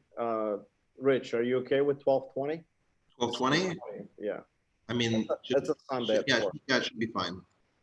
Yeah, that's not exactly, you know, around Hanukkah is on the 10th, right? Yes, since the 18th. Yeah. But Hanukkah's not a holiday. It's not. It's a very not holiday. Right. But anyway, no. Are we continuing today, or we're calling it today? No, we call it a night, and then we'll continue on the 20th, integrating Zionist movement within Israel when it already became an Israel. So basically, bring up Israel all the way to the modern state, or up to the 70s, or what? Okay. So when you want me to finish, you want me to finish everything. Okay. Because you have wars on a separate one on the. No. It will just be the Zionism. No. It's an entirely internal Jewish thing. Absolutely. Yeah, I can do that. Richard, I just wanted to say that it's fabulous presentation. I this was amazing. This was a next level, man. Thank you. It's just been already 3 hours, and people start losing attention. And I get it. I just I would really love to listen, more of it and pay more attention to this. So, I mean, don't take it. I mean, I enjoyed this presentation very much. It gave me like very interesting, put a lot of things in perspective. Thank you. It's been wonderful. A lot to absorb, and eventually one's attention does begin to wander, no matter how wonderful. Thank you, everybody. We can't get. Richard, you exceeded yourself. I don't know what you guys talk so much. I can't get enough of this. I could be here all night. I love it. Yeah, and, let's be realistic and let's get most of it. And it seems to be a little bit impractical. All right. Let me just talk about schedule. 1 second, girl. Let me just talk about schedule, and then we'll. By the way, again, Rich, thank you again. This was incredible. So Wednesday, please come back. We're doing Althingi, the Vikings in Iceland. We have Joshua G, who wrote a book on Vikings. He's going to present it, and last time was a really incredible presentation. And we did a little bit of the riddles, we did the poems in Old Viking, so whatever the language there was that they used. And then on Sunday, we have Aaron and Greg. Saturday, Aaron and Greg are going to talk about Peloponnesian War with continuation to Delian League, or a separate subject matter, whatever, however you want to do it. But so they're dividing into that. Continuation. And then I don't know if John is on. John is still on? Yeah, I'm still here. Doing Kursk on the 2nd. Yeah, still the 2nd. Yeah. What day is that? Battle Wednesday? of Kursk. And that would be Wednesday. Yeah. Good. Yeah, you're doing Battle of Kursk. And then I unfortunately couldn't do Josephus because I had to give this particular one to Joshua to do on Wednesday. But at some point we're doing Josephus, and don't forget, we still have. I keep pushing the Forex or FX. History of FX is going to be me, Aaron, and James. Aaron is going to talk about Bitcoin. I'll talk about history of money. Well, blockchain. I'm going to talk about blockchain, Bitcoin being. Yeah, well, it's part of part of that. And now you'll be really good because now Bitcoin is going to go to 20,000, and everybody's going to make money. Thank you for it. So, and then no financial advice given at all. Oh yeah, we'll put a disclaimer, obviously. Yeah, it would be with disclaimer. I don't want to, I don't want to. It's exactly like my disclaimer that I may not even be a Jew. No, we actually had one guy who wanted to introduce himself today, but he left a little earlier. No, you mean Javier? No, it was Mohammed, not Javier. It was another guy. He came a little later today, and he wanted to introduce himself, and I was like, okay. And then he left like around 2 hours into it, but that's fine. Next time it will be all. I mean, that's like barely the first quarter. I know, right? Like it took me an entire hour to get through the disambiguation page.